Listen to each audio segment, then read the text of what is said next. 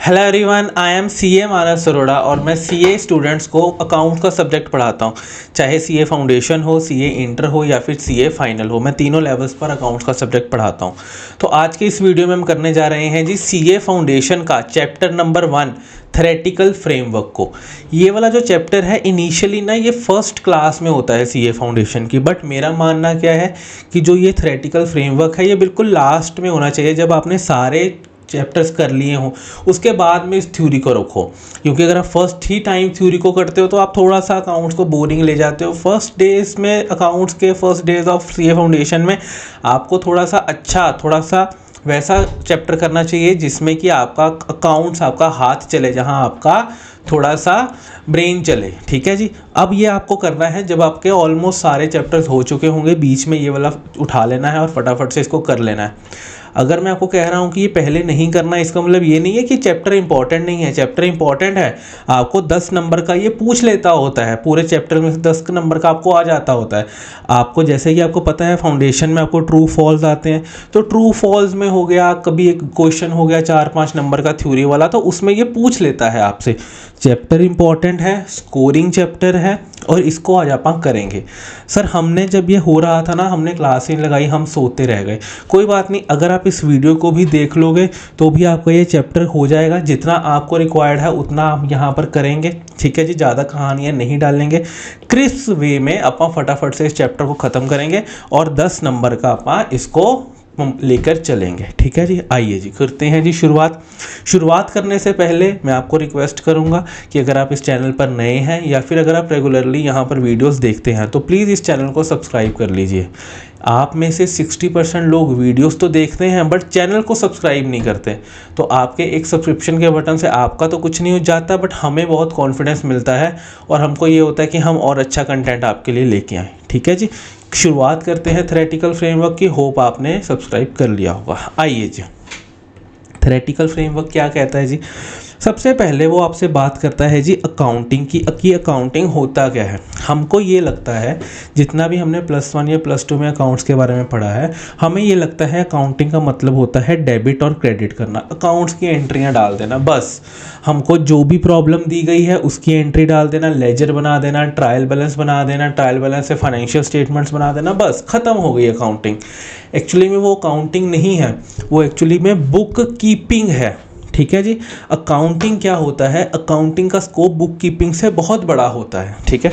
अब मैं आपको एक बात बताता हूँ, ये एक रिमोट है। मैंने आपको कहा रिमोट को यहाँ से उठाकर यहाँ पर रख दो। बस आपने क्या किया, यहाँ से उठाया और इस रिमोट को आपने ऐसे रिमोट पड़ा था, उल्टा पड़ा था रिमोट। मैंने इसको कहा यार ऐसे पड़ा, इसको ना रख दो, दूसरी जगह पे रख दो। आपने ऐसा उठाया और आपने वैसे ही यहाँ पर रख दिया, उल्टा ही रख दिया इस रिमोट को। ठीक है। अब मेरे को एक बात बताओ, रिमोट उल्टा पड़ा है, हो सकता है इसका कोई बटन दब जाए, हो सकता है ये ख़राब हो जाए पड़ा, तो जैसे आपको बोला गया आपने वैसे कर दिया, आपने अपना कोई दिमाग नहीं लगाया, आपको जो रूल बताया गया आपने वैसे ही रख दिया। इसको पता है क्या बोला जाता है, इसको बोला जाता है बुक कीपिंग। आपको जो प्रॉब्लम स्टेटमेंट दी थी, आपको ये कहा गया Ram sold goods on credit at XYZ और XYZ परसेंटेज, आपने वो एंट्री डाल दी। वो एंट्री डलते डलते लेजर में गई, ट्रायल में गई, आपकी फाइनेंशियल स्टेटमेंट में चली गई। That is known as bookkeeping. पर जब मैंने आपको कहा कि ये वाला रिमोट ऐसे उल्टा पड़ा हुआ है, आपने यहाँ पर रखा, बट आपने क्या किया, इसको ना सीधा करके बिल्कुल सही से रख दिया। आपने अपना दिमाग लगाया, आपने इसको रखते हुए अपना दिमाग लगाया। आपने सोचा कि नहीं यार रिमोट उल्टा थोड़ी पड़ा होना चाहिए, ऐसे ही पड़ा होना चाहिए, तो आपने सीधा करके रख दिया। तो इसका मतलब क्या है, आपने रखा है remote from place A to place B, but आपने उसमें अपना दिमाग भी लगाया, उसमें आपने अपनी सोच भी लगाई। तो इसको बोलते हैं अकाउंटिंग करना। ये बुक कीपिंग का एडवांस्ड वर्जन है, ये बुक कीपिंग से ऊपर है, ये बुक कीपिंग का वाइडर स्कोप का वर्जन है। अब अकाउंटिंग में क्या होता है, अकाउंटिंग में आप सिर्फ रिकॉर्ड नहीं करते ट्रांजैक्शन को, आप उसको एनालाइज भी करते हो, आप उसको समराइज भी करते हो, आप उसको कम्युनिकेट भी करते हो। बुक कीपिंग में क्या होता है, debit what comes in, credit what goes out, बस बात खत्म हो गई। पर अगर आप अकाउंटिंग देखोगे, अकाउंटिंग में क्या क्या आ रहा है, अकाउंटिंग में आ रहा है रिकॉर्ड करना, जो कि हम कर रहे हैं, क्लासीफाई करना। क्लासीफाई करने का क्या मतलब है, पूरी बुक पड़ी हुई है, ये सारी बुक पड़ी है, ये सारी बुक पड़ी है, इसमें आपने एंट्रीज डाल रखी हैं, सारी बुक में एंट्रीज डाल रखी हैं। अब आपने क्या किया, जो कैश की एंट्रीज थी उसको अलग कर दिया, जो आपकी बैंक की एंट्रीज थी उसको अलग कर दिया, जो परचेज की एंट्रीज थी उसको अलग कर दिया, जो सेल की थी उसको अलग कर दिया, जो आपकी फिक्स्ड एसेट्स की थी उनको अलग कर दिया। आपने क्या किया, सबसे पहले आपको किसी ने कोई बात कही, आपने फटाफट क्या किया, आपने उसको रिकॉर्ड कर लिया अपनी बुक में। सबसे पहले आप क्या करते हो, एंट्री डालते हो, तो आपने इसमें एंट्रीज डाल दी, ठीक है। ये फर्स्ट एस्पेक्ट आपका कंप्लीट हो गया रिकॉर्डिंग का। It is a basic function of accounting, it includes recording the entries in the journal. आपने जर्नल में क्या किया, आपने फटाफट से बुक्स में एंट्री डाल ली, this is known as recording. Second आपने क्या किया, सेकंड आपने क्लासीफाई किया। आपने कहा यार इतनी एंट्रियां समझ में ही नहीं आ रही, समझ में नहीं आ रही, एक काम करता हूँ, क्यों ना मैं इंडेक्स बना लूँ, इंडेक्स बना लेता हूँ, और एक काम करता हूँ, जो बैंक की एंट्रियां हैं वो पहले 2 पेजेस पे लिख लूँगा, जो परचेज की हैं उसको अगले पे लिख लूँगा, जो सेल्स की हैं उसको अगले पे लिख लूँगा। तो आपने यहाँ पर क्या किया, आपने इस बुक में से जितनी भी एंट्रीज थी उसको क्या किया, आपने क्लासीफाई, सिस्टमैटिक एनालिसिस किया। इसमें क्या करते हो आप, लेजर में पोस्ट करते हो एंट्रीज, ठीक है जी। Next, summarizing presentation and preparation in a useful manner as well as the user of financial statement. इसमें आप क्या करते हो, इन लेजर्स से आप फाइनेंशियल स्टेटमेंट्स बनाते हो, आप समराइज करते हो, ठीक है। समराइज करने का क्या मतलब है, अब आपका जो खर्चा है, फॉर एग्जांपल मैं कोई खर्चा ही ले लेता हूँ, फॉर एग्जांपल मैं आपका इलेक्ट्रिसिटी का खर्चा ले लेता हूँ। 12 महीनों में बिल आता है, 12 इलेक्ट्रिसिटी की एंट्रियाँ डली होंगी, इलेक्ट्रिसिटी के लेजर में 12 बारी टू बैंक किया होगा जब इलेक्ट्रिसिटी का बिल पे किया होगा। अब आपने क्या किया, उसको समराइज करके, अब फॉर एग्जांपल आपका 10,000 रुपया इलेक्ट्रिसिटी का बिल आता था हर महीने का, ठीक है जी। अब आपके इलेक्ट्रिसिटी चार्जेस के अकाउंट में 10,000 12 बार आएगा, बिल्कुल ठीक है, कोई प्रॉब्लम तो नहीं है, हाँ जी। अब आपने क्या किया, आपने समराइज करके P&L में लिख दिया कि इलेक्ट्रिसिटी का खर्चा 1,20,000 था पूरे साल का। तो इसका मतलब क्या हो गया, मेरे को लेजर भी देखने की ज़रूरत नहीं पड़ी, मेरे को एंट्रीज भी देखने की ज़रूरत नहीं पड़ी, मैंने सीधा सिर्फ क्या देखा, मैंने सिर्फ P&L देखा और वहाँ पर कितना लिखा था, 1,20,000, बात ख़त्म हो गई, ठीक है जी। तो यहाँ पर क्या हो गया, सबसे पहले मैंने एंट्री डाल ली, फिर मैंने लेजर में पोस्ट किया, फिर मैंने उसको समराइज करके फाइनेंशियल स्टेटमेंट्स बना दिया। मैंने सबको समराइज करके जितना भी मेरा पूरे साल का कच्चा चिट्ठा था, मैंने ट्रेडिंग, P&L और बैलेंस शीट में उसको क्या कर दिया, समराइज कर दिया, उसमें समेट कर मैंने प्रेजेंट कर दिया। नेक्स्ट क्या आता है, अभी तक तो आपको लगता है सर अकाउंटिंग का मतलब तो यही होता है, सिर्फ यही है, पर नहीं, बात तो अब शुरू होती है, पैसे वाली बात तो अब शुरू होती है। यहाँ तक तो सर AI भी कर लेगा। पैसे वाली बात कि आपको अकाउंट्स के पैसे कब मिलेंगे, वही मिलेंगे जब आप ये 3 चीज़ें करोगे। सबसे पहले एनालाइज करना, आपके सामने एक P&L स्टेटमेंट आई, आपको एनालाइज करना कि भैया कौन सा खर्चा बढ़ रहा है, कौन सा खर्चा कम हो रहा है, सेल बढ़ रही है या सेल कम हो रही है। फॉर एग्जाम्पल आपकी इस साल सेल कम हुई, पिछले साल आपने 100 रुपये की सेल करी थी, इस साल आपने सिर्फ 90 रुपये की सेल करी है। अच्छा, अब ये तो आपकी सेल की वैल्यू थी। पिछले साल आपकी परचेजेस 70 रुपीज़ की थी, इस साल आपकी परचेजेस 80 रुपीज़ की हो गई। ऐसा क्यों हो गया भैया, सेल कम हुई है, परचेजेस बढ़ गई, ऐसे कैसे हो सकता है। तो ये सारे जो ट्रेंड्स होते हैं इनको एनालाइज करना। अब रीज़न क्या हो सकता है इसका, कि भैया आपके जो रॉ मटेरियल की इनपुट की वैल्यू है वो बढ़ गई, जिसकी वजह से लोगों ने सामान ही खरीदना बंद कर दिया। आपने तो परचेस कर लिया महंगे पर बिक ही नहीं रहा, अब आपके पास पड़ा, तो इसका मतलब है कि क्या बहुत बड़ी दिक्कत आ चुकी है बिजनेस में, बिल्कुल आ चुकी है। तो इन सारी चीज़ों को एनालाइज करने को भी अकाउंटिंग का पार्ट समझा जाता है, तभी यहाँ पर क्या कह दिया, एनालाइज करना। फिफ्थ क्या कह दिया, इंटरप्रेट करना। This is the final function of accounting. अब इसमें क्या होता है, जो भी आपने फाइनेंशियल डेटा रिकॉर्ड किया, जो भी आपने एनालाइज किया, अब उसकी इंटरप्रिटेशन लेकर अपने यूजर्स को बताना। अब जो मैंने आपको यहाँ पे एग्जांपल दी, अब आपने उसको इंटरप्रेट किया, अब इंटरप्रेट करके आप अपने यूजर्स को बताओगा कि भैया आप मेरी कंपनी के शेयर होल्डर हो, तो आपको ये जानना चाहिए कि जो हमारे इनपुट की कॉस्ट है वो बढ़ चुकी है और हमारे सेल की वैल्यू कम हो चुकी है, तो इसके लिए हम आपको ये इन्फॉर्म कर रहे हैं। तो आपने क्या किया, पहले फाइनेंशियल स्टेटमेंट्स बनाए, उनको एनालाइज किया, फिर उसको इंटरप्रेट करके बताया। लास्ट क्या आता है, कम्युनिकेट करना।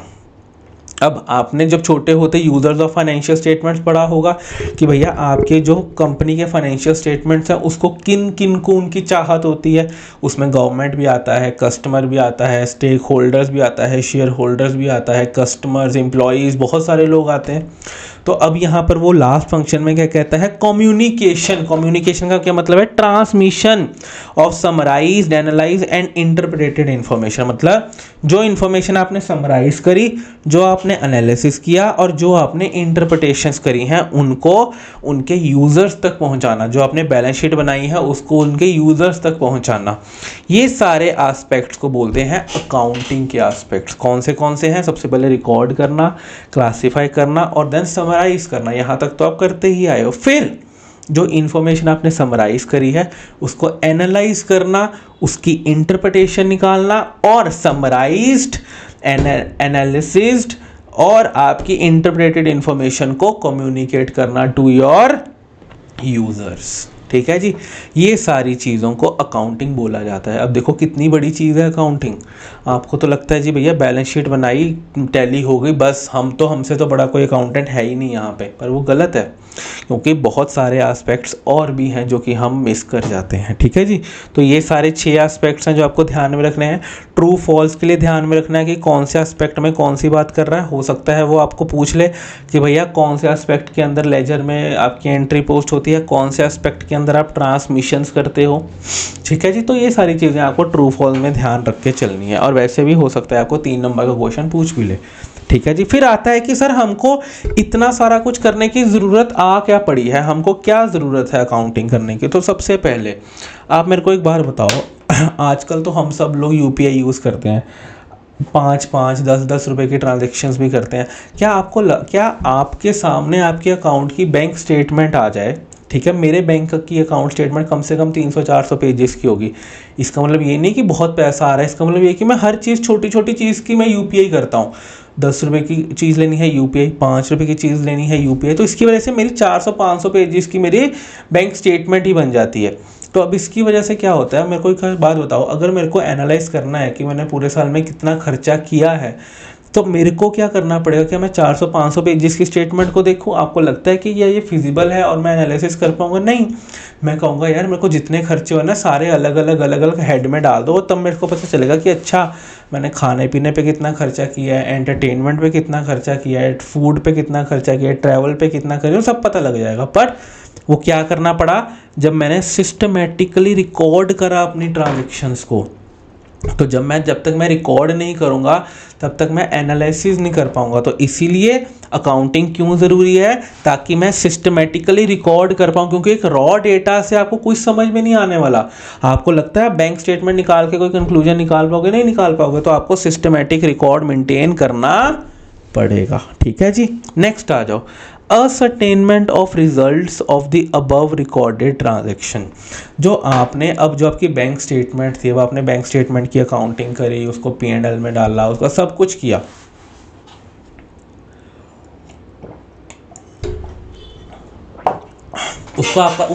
आपने उसका सब कुछ किया, तब जाके आपको पता लगा कि अच्छा यार पूरे साल में मेरा इतना रेवेन्यू आया है, अच्छा पूरे साल में इतना मेरे पास पैसा खर्च हुआ है, अच्छा पूरे साल में इतना इलेक्ट्रिसिटी का बिल आया था। तो जब मैं उस सारी जो ट्रांजैक्शंस हैं उनको रिकॉर्ड कर पाऊंगा, उसके बाद ही मैं कोई भी रिजल्ट पर पहुंच पाऊंगा कि भैया मैंने प्रॉफिट करा है या फिर लॉस करा है। अब साल के शुरू में मेरे पास बैंक बैलेंस पड़ा था फॉर एग्जांपल 8,000, साल एंड होते होते मेरे पास बैंक बैलेंस हो गया 16,000। आप कहोगे सर बढ़िया, इसका मतलब है कि 8,000 का प्रॉफिट कमा रखा है। क्या आप बैंक स्टेटमेंट के ओपनिंग क्लोजिंग को प्रॉफिट मान लोगे क्या? मैंने तो, मेरा एक 20,000 का खर्चा था जो मैंने पे ही नहीं किया था 31 मार्च को, क्योंकि मेरे पास पैसे ही नहीं है, बट खर्चा तो है पिछले साल का, तो इसका मतलब मैं पिछले साल घाटे में था।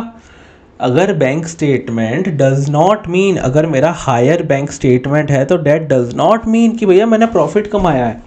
आपको प्रॉफिट एंड लॉस जानने के लिए आपको प्रॉपर फाइनेंशियल स्टेटमेंट्स बनानी पड़ेंगी, और वो तभी बनेंगी जब मैं अकाउंटिंग करूँगा, अपनी सारी ट्रांजैक्शन को सिस्टमेटिकली रिकॉर्ड करूँगा। ठीक है जी। आपको पता लग जाएगा कि आपकी कंपनी ने प्रॉफिट कमाया है या लॉस कमाया है, कैसे, जब आप अकाउंटिंग करोगे। फिर आपकी फाइनेंशियल पोजीशन क्या है एट द ईयर एंड, आपके पास कितने एसेट्स पड़े हैं, कितनी लायबिलिटीज़ पड़ी हैं, ये कैसे पता लगेगा आपकी बैलेंस शीट से। और बैलेंस शीट कैसे बनेगी, आपके जितने भी रिकॉर्ड्स हैं उसके बाद बनेगी बैलेंस शीट। ठीक है जी, तो ये सारी चीज़ें हो गई। नेक्स्ट फोर्थ क्या बोल दिया उसने, कहता है providing the information to the users for the rational decision making. वो क्या कह रहा है आपको, कहता है जी जो भी आपकी फाइनेंशियल स्टेटमेंट्स हैं या जो भी सारी चीज़ें हैं, कहता ये तभी ओके होंगी जब आपने जो फाइनेंशियल स्टेटमेंट्स बनाई हैं वो किस काम आएंगी, वो तभी आपके ओके होंगी, तो वो तभी आपके काम आएंगे जब वो आपको हेल्प कर सकेंगे, आपको एक रैशनल डिसीजन लेना है। अब आपने क्या किया, आपने कहा भैया बैंक स्टेटमेंट में तो बढ़िया ही है, आपका क्या हो रहा है, आपका बैलेंस बढ़ रहा है, तो इसका मतलब है कि प्रॉफिट ही कमा रहे होगे, तो अच्छी बात ही है। ठीक है, बट मैं क्या कह रहा हूँ, क्या आप इस चीज़ को देखकर, क्योंकि आपका बैंक बैलेंस बढ़ रहा है, क्या ये आप प्रॉफिट मानकर कोई डिसीजन ले सकते हो। इसमें तो हो सकता है कि भैया आपने कोई खर्चे ना किए, हो सकता है कि आपको किसी ने 40,000 रुपये की एडवांस में पेमेंट ना करी हो, ये सारी चीज़ें भी हो सकती हैं। तो सिर्फ आप बैंक बैलेंस को देखकर ही डिसीजन नहीं लोगे, आपको क्या करना है, आपको फाइनेंशियल स्टेटमेंट्स भी बनानी पड़ेंगी ताकि आप रैशनल डिसीजन ले सको। To know the solvency position, solvency position वही हो गया एक तरह से आपका बैलेंस शीट हो गई कि भैया आपको सॉल्वेंसी की, भैया मैं शॉर्ट टर्म में या लॉन्ग टर्म में क्या मेरे पास इतना पैसा है, क्या लॉन्ग टर्म बिजनेस चलाने के लिए मेरे पास इतने एसेट्स हैं, क्या शॉर्ट टर्म खर्चों पे करने के लिए क्या मेरे पास बैंक बैलेंस है या नहीं है। तो ये सारी चीज़ें कैसे पता लगेंगी, आपकी फाइनेंशियल स्टेटमेंट से, और जो कैसे बनेंगी, आपके अकाउंटिंग रूट से बनेगी। ठीक है जी, अगर वो ये नहीं बना सकते हो तो फिर आप कुछ भी इन सारी में से कुछ नहीं कर पाओगे। ठीक है जी, 5 पॉइंट्स हैं, तो 5 नंबर का पूछ सकता है ऑब्जेक्टिव ऑफ अकाउंटिंग में। ठीक है जी, आपको क्या करना है, आपको हेडिंग्स तो याद करनी ही करनी है, जो मैंने अंदर ब्लू दिया है, आप सिर्फ इतना भी याद रखोगे तो भी आपका काम पूरे 5 में से 5 आपको मिल जाएंगे। ठीक है जी, आओ जी आगे। फिर नेक्स्ट बात करता है वो ऑब्जेक्टिव्स ऑफ अकाउंटिंग, हम ऊपर पढ़ के आ चुके हैं। ऑब्जेक्टिव में सिस्टमैटिक रिकॉर्डिंग में वो रिकॉर्ड करने को कह रहा है, रिजल्ट में वो ट्रेडिंग P&L कह रहा है, फाइनेंशियल पोजीशन में बैलेंस शीट कह रहा है, कम्युनिकेशन में वो फाइनेंशियल रिपोर्ट्स कह रहा है। तो ये तो सिर्फ समराइज ही था, इसका आपको इतना ज़रूरत नहीं है। नेक्स्ट आता है कि फंक्शंस ऑफ अकाउंटिंग क्या है, कि जो आपकी अकाउंटिंग है वो किस किस तरह से चलती है। सबसे पहला मेजरमेंट। अब जब भी आप अकाउंट्स की बुक्स बनाते हो तो आप लोग क्या करते हो कि आप पास्ट परफॉर्मेंस को मेजर करते हो, फिर आप करंट पोजीशन को एनालाइज करते हो। ठीक है जी, तो सबसे पहला क्या आता है, मेजरमेंट। फोरकास्टिंग, फोरकास्टिंग का मतलब क्या है कि आप जब भी फाइनेंशियल स्टेटमेंट बना रहे होगे तो आप ये देखोगे कि यार अगले साल कैसी चीज़ें रह सकती हैं। For example provision for bad debts. अब आप जब आज आप अपनी बैलेंस शीट बना रहे हो तो क्या आप प्रोविजन फॉर डाउटफुल डेट्स बनाते हो या नहीं बनाते। हाँ जी सर। अच्छा, ये जो प्रोविज़न बनाते हो ये अगले साल की बनाते हो या पिछले साल की बनाते हो।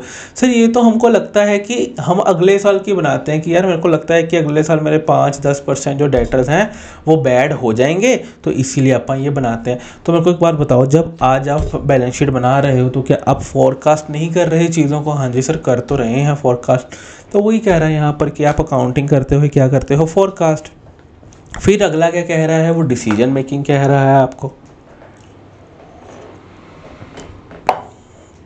कि जब भी आप अकाउंटिंग करते हो तो आप क्या करते हो, provide the relevant information to the users. जैसे ही आप अकाउंटिंग करते हो, आप फाइनेंशियल रिपोर्ट्स बनाते हो, आप सब कुछ करते हो, तो आप उसको क्या करते हो, you are providing the relevant information to your users. आप ताकि वो सामने वाला डिसीजन ले सके कि भैया इस कंपनी में पैसा लगाना है या फिर नहीं लगाना। ठीक है जी, नेक्स्ट आ जाओ जी, कंपैरिजन एंड इवैल्यूएशन पे आ जाओ फटाफट से। कंपैरिजन एंड इवैल्यूएशन में क्या होता है जी, accounting assesses the performance achieved in the relation to the target. For example आपने इस साल सोचा कि यार इस साल ना मैं 1 लाख रुपए की सेल करूंगा, बट आप सेल कितनी कर पाए, सिर्फ 80,000 रुपये की। अब आपने क्या किया, आपने कंपेयर करी है अपनी performance as compare to your targets. आपने टारगेट रखा था 1 लाख का, बट आप अचीव कितना कर पाए, 80,000। पिछले साल आपने 60,000 की सेल करी थी, इस साल आप 80,000 की कर पाए। तो आप ये जो सारे कंपैरिजन कर पा रहे हो ये तभी कर पा रहे हो जब आपने प्रॉपरली बुक्स मेंटेन करी थी, जब आपने प्रॉपरली अकाउंटिंग करी थी, जब आपने सिस्टमेटिक रिकॉर्ड मेंटेन करे थे। तो अकाउंटिंग का क्या मतलब है कि भैया आप ताकि कंपैरिजन और इवैल्यूएशन भी कर पाओ in relation to your targets. Next, control, identify the weakness of operational system. अब कई बार क्या होता है आपके जब आप अकाउंट्स बनाते हो, जब आप फाइनेंशियल स्टेटमेंट्स बनाते हो, तो वहाँ पर कई बार ना कोई खर्चा बहुत ज़्यादा हुआ होता है, कभी कोई खर्चा बहुत कम हुआ होता है। फॉर एग्जांपल, आपने 1,00,000 रुपए की सेल करी है, आपके पास ओपनिंग बैलेंस पड़ा था 8,000 का और आपने परचेज भी 10,000 का किया है। क्या आपको ये बात खटक रही है कि नहीं खटक रही है? भैया क्या इतना प्रॉफिट मार्जिन हो गया क्या? 18,000 का सामान लाख रुपए में बेच दोगे?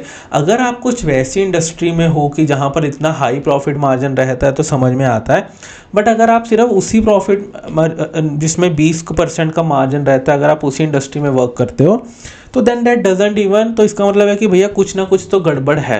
अब आपको ये गड़बड़ कहाँ से पता लगी? जब आपने प्रॉपरली बुक्स मेंटेन करी थी, जब आपने प्रॉपरली P&L बनाया था, तब आपको जाकर ये गड़बड़ पता लगी, नहीं तो आपको पता ही नहीं लगनी थी। तो वो क्या कहता कि identify the weakness of operational system. अब हो क्या रहा था कि जब भी आप परचेजेस पंच करते थे या फिर आप जब भी परचेज की एंट्री डालते थे वो पोस्ट ही नहीं होती थी।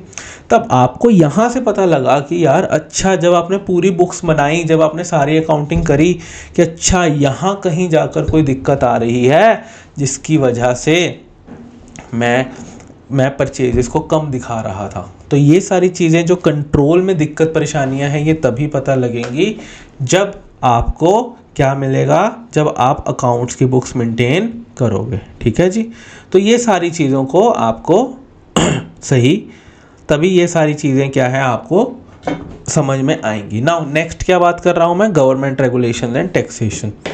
आपको कितना टैक्स पे करना है, अब आप आगे जाके इंटर में पढ़ोगे कितना टैक्स पे करना है, अकाउंट्स में ही पढ़ोगे। ठीक है जी, कि टैक्स की अकाउंटिंग कैसे करनी है कैसे नहीं करनी है। तो ये सारी चीज़ें अगर मैं कहूँ कि मेरे को 30% टैक्स पे करना है अपनी इनकम का, अब सबसे पहले टैक्स पे करने के लिए तो मेरे को अपनी इनकम निकालनी पड़ेगी। इनकम कैसे निकालोगे? जब आप बुक्स बनाओगे, जब आप प्रॉपर सेल्स परचेज रिकॉर्ड करोगे। तो इसीलिए आपकी अकाउंटिंग आपको क्या हेल्प करती है कि भैया कितना टैक्स पे करना है, और वो सही से निकालने के लिए आपको ये अकाउंटिंग ज़रूरी हो जाती है। ठीक है जी, नाउ यहाँ तक आपकी अकाउंटिंग की चीज़ें ख़त्म होती हैं। नेक्स्ट आते हैं जी हम बुक कीपिंग पे। अब मेरे को ये बात बताओ, अकाउंटिंग ज़्यादा वाइडर है या बुक कीपिंग ज़्यादा वाइडर है? वाइडर का मतलब क्या है? जो ज़्यादा बड़ा हो, जिसका ज़्यादा स्कोप हो। तो सर अकाउंटिंग हमने अभी भी पढ़ा। बुक कीपिंग में क्या होता है, आप सिर्फ ट्रांजैक्शन को रिकॉर्ड करते हो और उसको क्लासीफाई करते हो। अभी हम पढ़ के आए हैं रिकॉर्डिंग का मतलब क्या होता है, जर्नल एंट्री डालना। क्लासीफाई का मतलब क्या होता है, लेजर्स मेंटेन करना। तो आप बुक कीपिंग में क्या कर रहे हो, सिर्फ 2 एस्पेक्ट्स को रिकॉर्ड कर रहे हो, सिर्फ 2 एस्पेक्ट्स कवर हो रहे हैं। कौन से? Recording and classification. आपको ट्रू फॉल्स में पूछ सकता है कि बुक कीपिंग में 3 एस्पेक्ट्स ऑफ अकाउंटिंग कवर होते हैं। कौन से? रिकॉर्डिंग, ठीक है जी, क्लासीफाइंग एंड समराइजिंग। बताओ ट्रू है या फॉल्स है? तो इसका आंसर क्या है, फॉल्स। कि आप कहोगे नहीं सर 3 एस्पेक्ट्स नहीं कवर होते, सिर्फ और सिर्फ 2 एस्पेक्ट्स कवर होते हैं। कौन सा? Recording and classification. तो आप क्या बोलोगे कि भैया सिर्फ ये 2 एस्पेक्ट्स कवर होते हैं और कोई एस्पेक्ट आपका कवर में नहीं होता। ठीक है जी, चल सकते हैं जी आगे। अब आओ जी नेक्स्ट पे, ऑब्जेक्टिव्स ऑफ बुक कीपिंग पे। ऑब्जेक्टिव्स ऑफ बुक कीपिंग में वो क्या कह रहा है आपको, अभी हमने बुक कीपिंग पढ़ लिया, कहता है जी ऑब्जेक्टिव भी पढ़ लेते हैं बुक कीपिंग के। कहता है जी कंप्लीट रिकॉर्ड होता है और ascertainment of financial effect on the business, कि आपका सारा आप रिकॉर्ड कर पाते हो अपनी ट्रांजैक्शन को, और उन ट्रांजैक्शंस का आपके बिजनेस पर क्या इफेक्ट पड़ रहा है आप उन सारी चीज़ों को पता कर पाते हो। सिर्फ वो ये कह रहा है कि भैया ये सही रहता है कि आप अपनी जो किताब है इसमें सारी एंट्रीज डाल पाते हो और इन एंट्रीज का आपके बैंक बैलेंस पर क्या फ़र्क पड़ता है आप सिर्फ वो जान पाते हो। बाकी सारी चीज़ें, इसको समराइज़ करना, इंटरप्रेट करना, एनालाइज करना, शेयर होल्डर्स या स्टेक होल्डर्स को कम्युनिकेट करना, वो सारी चीज़ें बुक कीपिंग में नहीं आती। ठीक है जी। फिर आपको डिफरेंस दिया गया है बुक कीपिंग और अकाउंटिंग में, जलूल जलूल पढ़ लेना है आपको, बिना पढ़े आपको ये नहीं जाना। जो भी मैंने ब्लू में कर रखा है ये सारा आपको देखकर चलना है। ठीक है जी, चल सकते हैं जी आगे। हाँ जी, आओ जी आगे आ जाओ। अब वो आगे क्या कह रहा है, सब फील्ड्स ऑफ अकाउंटिंग। सब फील्ड्स ऑफ अकाउंटिंग में क्या होता है, अब हमने क्या पढ़ी है सर, अकाउंटिंग तो एक ही तरह की होती है, debit what comes in credit what goes out, सिर्फ वही तरह की एंट्री, सिर्फ वही तरह की अकाउंटिंग होती है। तो यहाँ पे सब फील्ड्स की बातें वो क्यों कर रहा है, देखिए सब फील्ड्स क्या होते हैं, अभी जो आप पढ़ रहे हो, जो भी आपने अभी तक +1 +2 में, या फिर अगर आप बीकॉम से हो तो अगर आपने बीकॉम में थोड़ा कुछ पढ़ा है तो वो आपने पढ़ा है फाइनेंशियल अकाउंटिंग। फाइनेंशियल अकाउंटिंग का क्या मतलब होता है, फाइनेंशियल रिकॉर्ड्स को मेंटेन करना। अभी आपने क्या पढ़ा है, आपने पैसे का लेन देन पढ़ा है, पैसा कहाँ आता है आपका, फाइनेंशियल रिकॉर्डिंग में आता है। तो सबसे पहला फील्ड क्या है आपका, फाइनेंशियल अकाउंटिंग। इसमें क्या करते हो आप, अपनी फाइनेंशियल स्टेटमेंट्स बनाते हो, उनको ट्रांजेक्शन को रिकॉर्ड करते हो, एनालाइज करते हो, सारी चीज़ें करते हो। नेक्स्ट आता है मैनेजमेंट की अकाउंटिंग। अब मैनेजमेंट कौन होती है, अब जैसे रिलायंस है, अब रिलायंस की मैनेजमेंट में कौन है, अंबानी साहब है, मुकेश अंबानी साहब है। ठीक है जी, आपका आकाश है, आनंद है, नीता है, ये सारे लोग हैं इंटरनल में। मेरे को एक बात बताओ, उन्होंने तो आपको रिलायंस की बैलेंस शीट चिपका दी, उन्होंने कहा जाओ खेलो और रिलायंस को एनालाइज करो। मेरे को एक बात बताओ, आपको लगता है अंबानी साहब रिलायंस की बैलेंस शीट को लेकर एनालाइज करते होंगे रिलायंस को, कि भैया क्या डिसीजन लेना है, क्या डिसीजन नहीं लेना?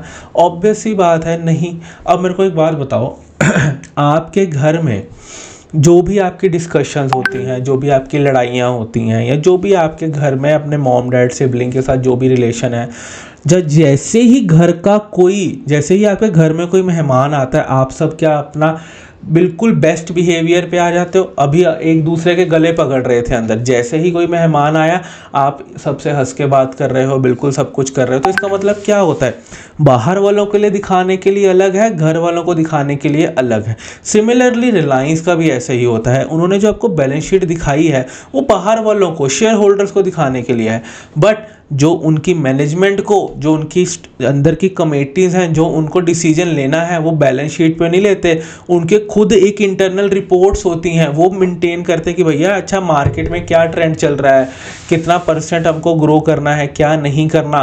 तो वो उसके लिए अलग से रिकॉर्ड मेंटेन करते हैं। अलग से रिकॉर्ड मेंटेन करने का मतलब ये नहीं कि कोई अलग डेबिट क्रेडिट करते हैं, वो ये नहीं करते, बट वो अलग से रिपोर्ट्स बनाते हैं जो कि सिर्फ और सिर्फ मैनेजर्स के लिए होती हैं, ताकि इंटरनल रिपोर्टिंग, ताकि वो अपने अंदर की बातों को जान सकें, अंदर की बातों को पहचान सकें।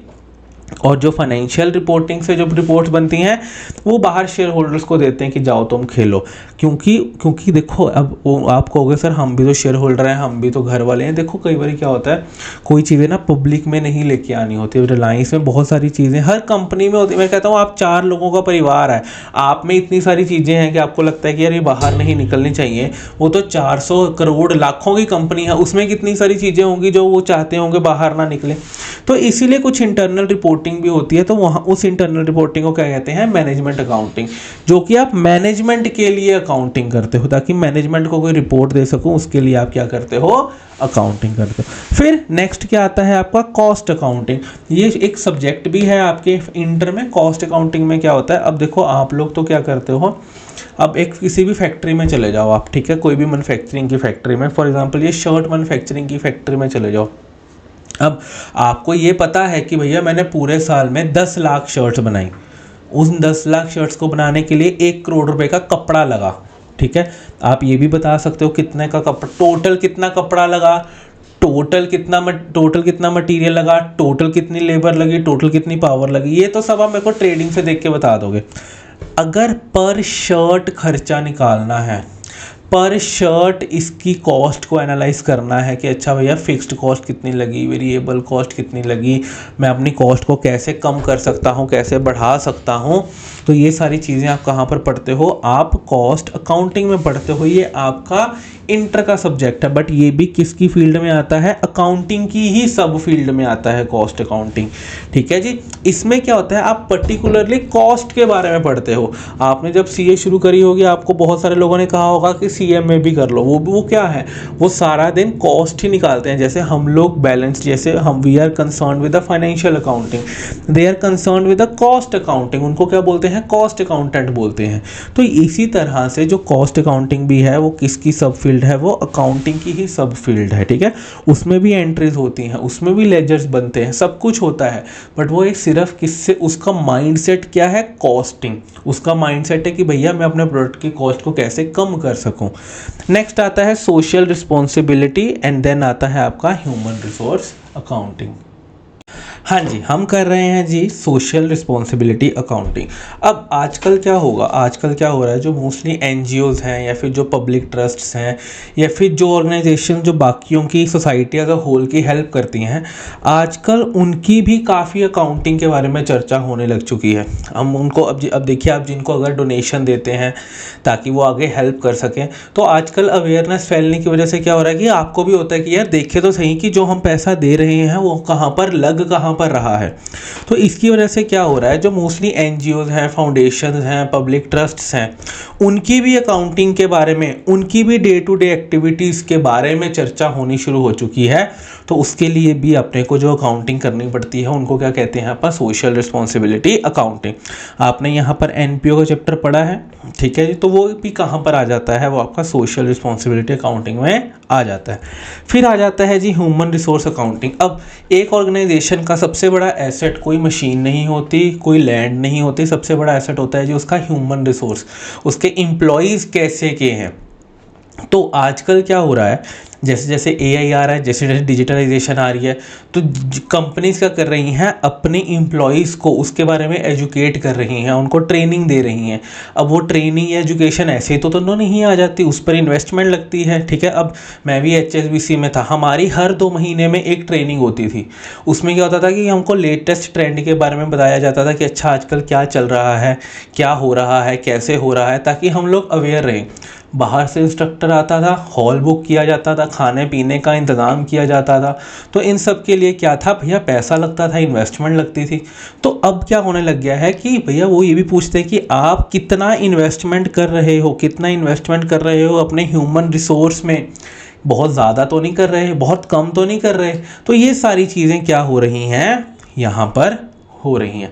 तो ये सारी क्या आ गई, सब फील्ड्स ऑफ अकाउंटिंग। आपको ट्रू फॉल्स में पूछ सकता है या फिर आपको स्टैंड अलोन क्वेश्चन में 5 नंबर का पूछ सकता है कि भैया क्या क्या फील्ड्स हैं। आपको इतना लिख के आ जाओगे, जो जो ब्लू में लिखा है उसको लिख के आ जाओगे तो आपको पूरे नंबर मिल जाएंगे। ठीक है जी। नेक्स्ट आता है आपका यूजर्स ऑफ अकाउंटिंग इन्फॉर्मेशन। जब मैं यूज़र्स ऑफ अकाउंटिंग इन्फॉर्मेशन की बात करता हूँ तो यूज़र्स में कौन कौन आ जाता है, आपका investors, employee, lender, suppliers, customers, सरकार, पब्लिक, मैनेजमेंट। इन सबको आपकी की फाइनेंशियल स्टेटमेंट चाहिए होती हैं ताकि वो डिसीजंस बना सकें। ठीक है जी। इन्वेस्टर्स को चाहिए होते हैं ताकि वो कैपिटल लगा सकें, एम्प्लॉयज़ को चाहिए होती है, पता तो रहे कि भैया जिस कंपनी में हम काम कर रहे हैं ये ना हो 1 साल बाद कंपनी ही बंद हो जाए। ठीक है, तो उनको भी चाहिए होती हैं। लेंडर्स को भैया उन्होंने अपना पैसा देना है आपको, सप्लायर्स ने उन्होंने अपना सामान देना है, अपने गुड्स बेचने हैं, ऐसा ना हो गुड्स बेचे पता लगे कंपनी दिवालिया हो गई। कस्टमर्स, अब आप किसी कंपनी का प्रोडक्ट खरीदते हो, अब एप्पल है, अब ये एप्पल की पेंसिल है, तो क्या आप एप्पल के बारे में कोई भी न्यूज़ आती है, कोई भी नेगेटिव पॉजिटिव न्यूज़ आती है, क्या आप उसके बारे में अवेयर रहोगे या नहीं रहोगे, बिल्कुल रहेंगे। तो कस्टमर को, सरकार को तो चलो अपना टैक्स लेना ही है, पब्लिक एज अ होल को, अब मेरे घर के साथ में एक फैक्ट्री है, अब मेरे को पता तो होना कि भैया ये जो फैक्ट्री है जो रोज़ कूड़ा कचरा बाहर निकाल के फेंक देती है, पोल्यूशन इकट्ठा करती है, ये कितना प्रॉफिट कमाती है, क्या उस प्रॉफिट में से बिल्कुल भी सफाई नहीं रख सकती। तो ये सारी चीज़ें चाहिए होती है और मैनेजमेंट को चलो डिसीजन बनाने होते हैं, तो ये सारी चीज़ें उनको चाहिए होती हैं। ठीक है, अब आ जाते हैं जी हम qualitative characteristics of financial statements. एक फाइनेंशियल स्टेटमेंट्स में कैसे कैसे कैरेक्टरिस्टिक्स होने चाहिए। कैरेक्टरिस्टिक्स का क्या मतलब होता है कि भैया उसमें क्या क्या खूबियाँ होनी चाहिए। सबसे पहले खूबी होनी चाहिए अंडरस्टैंडेबिलिटी। आपकी जो फाइनेंशियल स्टेटमेंट्स हैं वो वैसी हों कि भैया आपको पढ़कर समझ में आए। मेरे को एक बार बताओ, अब आपको तो ये समझ में आ रहा है एसेट टू बैंक 200 200। क्या आपको ये समझ में आ रही है एंट्री? हाँ जी सर, एसेट खरीदा आपने 200 रुपये का, ठीक है, तो ये अंडरस्टैंडेबल है, ठीक है। ऐसे ही फाइनेंशियल स्टेटमेंट बनी है। अब आपकी ये बैलेंस शीट बनी है, यहाँ पर एसेट्स लिखा हुआ है 200 का, तो आपको समझ में आ रहा है कि अच्छा मेरे एसेट्स पड़े हैं। अब फाइनेंशियल स्टेटमेंट्स ऐसे बन जाएं कि भैया आपको अंडरस्टैंड ही ना कर पाओ, आप समझ ही ना पाओ यार ये लिखा क्या है, इतना गंदा लिखा हुआ है, समझ में नहीं आ रहा, पता नहीं कैसा लिखा हुआ है। तो कहता है ऐसी आपकी फाइनेंशियल स्टेटमेंट्स नहीं होनी चाहिए। आपकी फाइनेंशियल स्टेटमेंट्स ऐसी होनी चाहिए कि भाई बंदा पढ़े और उसको समझ में आ जाए। फालतू की चीज़ें, इररेलीवेंट चीज़ें, ये सारी इसमें नहीं होनी चाहिए। फिर कहता है रेलिवेंस। अब आपकी फाइनेंशियल स्टेटमेंट्स में ना हमेशा रेलिवेंट चीज़ें होनी चाहिए। हाँ, ये नहीं होना चाहिए कि भैया एम्प्लॉई जो डायरेक्टर था वो 1 महीने के लिए छुट्टी पे जा रहा है क्योंकि उसकी शादी है। भाई क्या लेना है मेरे को एज अ शेयर होल्डर, मेरे को क्या लेना है इस चीज़ से कि डायरेक्टर क्या कर रहा है अपनी पर्सनल लाइफ में। अगर वो 1 महीने छुट्टी पे जा रहा है तो उसका बैकअप है ना, उसके बिहाफ पर कोई और इंसान काम करेगा ना कंपनी में, कंपनी तो नहीं ना बंद हो रही, मेरे लिए वही इंपॉर्टेंट है, मेरे को क्या लेना है। तो कहता है फाइनेंशियल स्टेटमेंट में ना हमेशा रेलिवेंट चीज़ें आपको डालनी है, इररेलीवेंट चीज़ों का कोई इसमें रोल नहीं होना चाहिए, ठीक है। फिर नेक्स्ट वो क्या कह रहा है आपको फिर वो नेक्स्ट क्या बोल रहा है आपसे, कहता है जी जो आपकी फाइनेंशियल स्टेटमेंट है ना वो रिलायबल होनी चाहिए। अब देखो, आप किसी को अपनी फाइनेंशियल स्टेटमेंट्स दो और उसको लगे कि यार ये ना मेरे को इस पर ना भरोसा सा नहीं हो रहा, फाइनेंशियल स्टेटमेंट्स पर पता नहीं कैसे बनाई होंगी कैसे नहीं बनाई होंगी। अब वो कहता है आपकी फाइनेंशियल स्टेटमेंट्स को देख कर ना एक रिलायबिलिटी की फीलिंग आनी चाहिए कि यार आप ना इस पर रिलाई कर सकते हो, ये कहीं हवा में नहीं बनी है फाइनेंशियल स्टेटमेंट, या फिर ये कहीं झोल नहीं है, ये एक्चुअली में आपने फाइनेंशियल स्टेटमेंट्स जो बनाई हैं वो बिल्कुल सही फाइनेंशियल स्टेटमेंट्स बनाई हैं, ठीक है जी।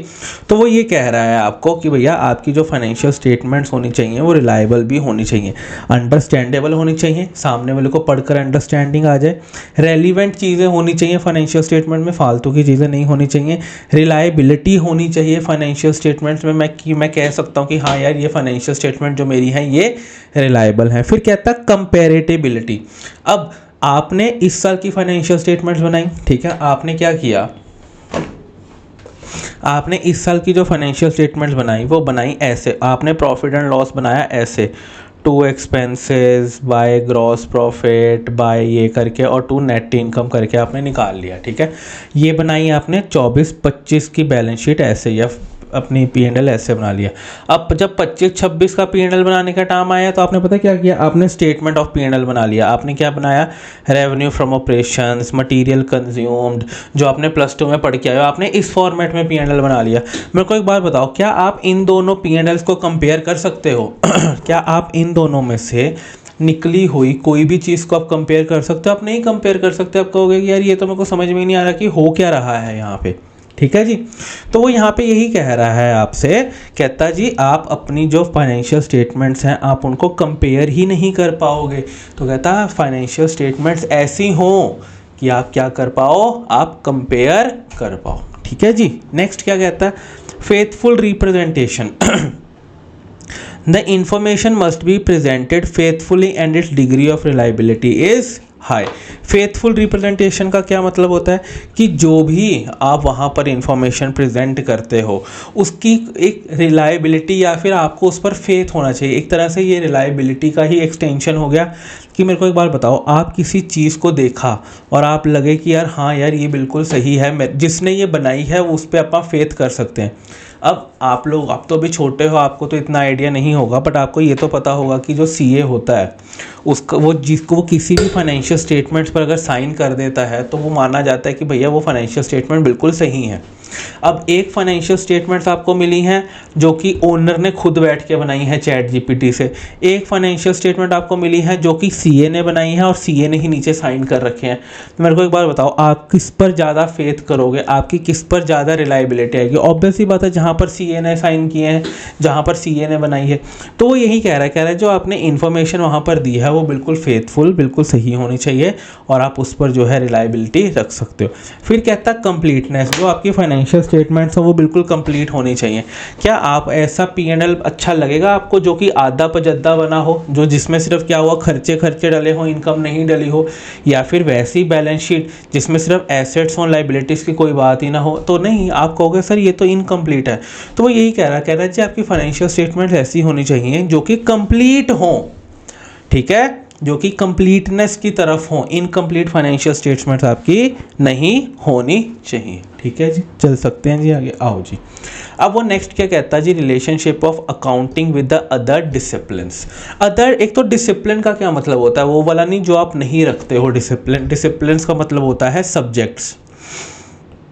अब यहाँ पर अगर आपको याद हो, आपके +2 में एक टॉपिक होता था बिजनेस स्टडीज़ में, जो फर्स्ट चैप्टर में होता था कि मैनेजमेंट एक साइंस भी है, आर्ट भी है, प्रोफेशन भी है। तो वहाँ पर आप लोग क्या करते थे, आप कहते जी अगर आर्ट है तो देखो ये सारी चीज़ें हैं, साइंस है और ये प्रोफेशन है, तो वहाँ पे आप कंपेयर करते थे। अब यहाँ पर आप क्या कंपेयर करोगे, आप अकाउंटिंग को अदर डिसिप्लिन, अदर सब्जेक्ट्स के साथ कंपेयर करोगे कि अकाउंटिंग कैसे बाकी सब्जेक्ट्स के साथ सिमिलर है या फिर उनसे डिफरेंट है। सबसे पहला वो किसके साथ करेगा, सबसे पहला वो करेगा जी इकोनॉमिक्स, फिर करेगा स्टैट्स, फिर करेगा मैथ्स के साथ, फिर करेगा लॉ के साथ और फिर करेगा मैनेजमेंट के साथ। ठीक है जी, तो इन सारी चीज़ों के साथ वो कंपेयर करेगा और वो बात करेगा कि भैया ये कैसे है।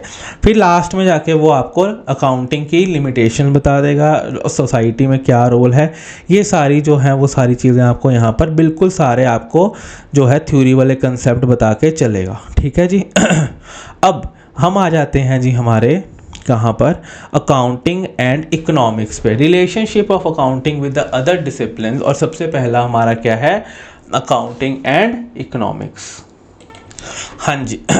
तो सबसे पहले वो क्या कह रहा है जी, अकाउंटिंग और इकोनॉमिक्स के बीच में देखिए जो ये रिलेशनशिप वाला जो आपका टॉपिक है ना, हर जो भी ये आप पढ़ेंगे 4-5 टॉपिक्स पढ़ेंगे, ये ना लीस्ट इंपॉर्टेंट टॉपिक्स हैं। मतलब कहने का मतलब क्या है कि आपको पता होना चाहिए, आपको पढ़ के जाना, इनको रट्टा नहीं मार के जाना। अगर खुदा ना खास्ता आपको ये पूछ ले या फिर कहीं पर ट्रू फॉल्स में आपको दिख जाए तो आप इसका आंसर देने लायक हो जाओ। इसको आपको रट्टा नहीं मारना कि अरे अरे बिल्कुल लाइन टू लाइन लिखना है, ऐसा नहीं लिखना। पूरी अकाउंट्स की थ्योरी में आपको ये ध्यान ही नहीं रखना कि आपको लाइन टू लाइन लिखना है, जैसे आप बिजनेस स्टडीज़ में करते हैं ना, तो आपको वैसा कुछ नहीं करना। ठीक है जी, आओ जी। अब यहाँ पे क्या कहते हैं जी, अकाउंटिंग एंड इकोनॉमिक्स में सबसे पहले वो क्या कह रहा है आपको कि accounting and economics are interrelated but the accounting modifies the economic theories to make them practical and reliable। अब देखो जी, इकोनॉमिक्स में आपने जितनी भी इकोनॉमिक्स +1 +2 में पढ़ी है या फिर आप जितनी भी फाउंडेशन में पढ़ रहे हो, तो वहाँ पर ना बहुत सारे कंसेप्ट जैसे कैपिटल हो गया, इनकम हो गया, नेशनल इनकम हो गया, आपका डिमांड सप्लाई थ्योरीज, ये सारी चीज़ें आप वहाँ पर पढ़ते हो। ठीक है, इकोनॉमिक्स तो वो होती है।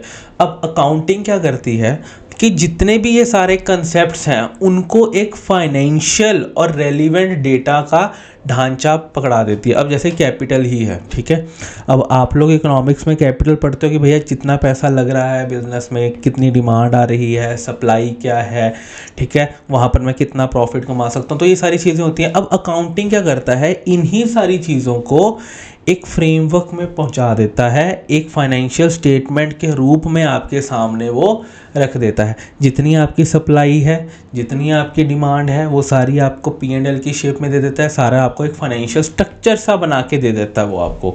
वो आपको ये बताता है। इकोनॉमिक्स में आप लोग क्या पढ़ते हो, आप बहुत सारे कंसेप्ट्स पढ़ते हो, बट अकाउंटिंग क्या करता है, इन सारे कंसेप्ट्स को। अब जब बताओ, आपका इकोनॉमिक्स में उसने एक कैपिटल का अमाउंट निकाला आपने, ठीक है, आपने नेशनल इनकम निकाली। अब आपने माइक्रो लेवल पर या फिर पूरे इंडिया की आपने नेशनल इनकम निकाली। अब उस नेशनल इनकम पर आपको तब तक भरोसा नहीं होगा जब तक कि वो एक P&L के रूप में आपके सामने ना हो और वो नेट इनकम के रूप में आपको ना लिखी हो और वो फाइनेंशियल स्टेटमेंट्स ऑडिटेड ना हो, जहाँ पर CA का साइन ना हो। तो वो यही कह रहा है जी, इकोनॉमिक्स में आपको सारे कंसेप्ट दिए जाते हैं और अकाउंटिंग में क्या करता है, वो उन कंसेप्ट को एक फ्रेमवर्क में प्रोवाइड कर देता है, जिससे कि आपकी उस पर रिलायबिलिटी बन जाती है। ठीक है जी, बस इतना सा आपको ध्यान रखना है। नेक्स्ट वो क्या कह रहा है कि स्टैट्स के बारे में, अकाउंटिंग और स्टैट्स में क्या डिफरेंस है। कहते हैं जो स्टैट्स है, कहता है जो accounting data is highly precise. मतलब अकाउंटिंग में अगर जैसे आपने कोई भी एंट्री डालते हो, फॉर एग्जांपल आपने bank account debit to asset की एंट्री डाली है 102.65 की, ठीक है जी, तो आप अगर बैलेंस शीट में देखोगे ना, तो ये इस एंट्री का इफेक्ट बैलेंस शीट में 102.65 ही आ रहा होगा।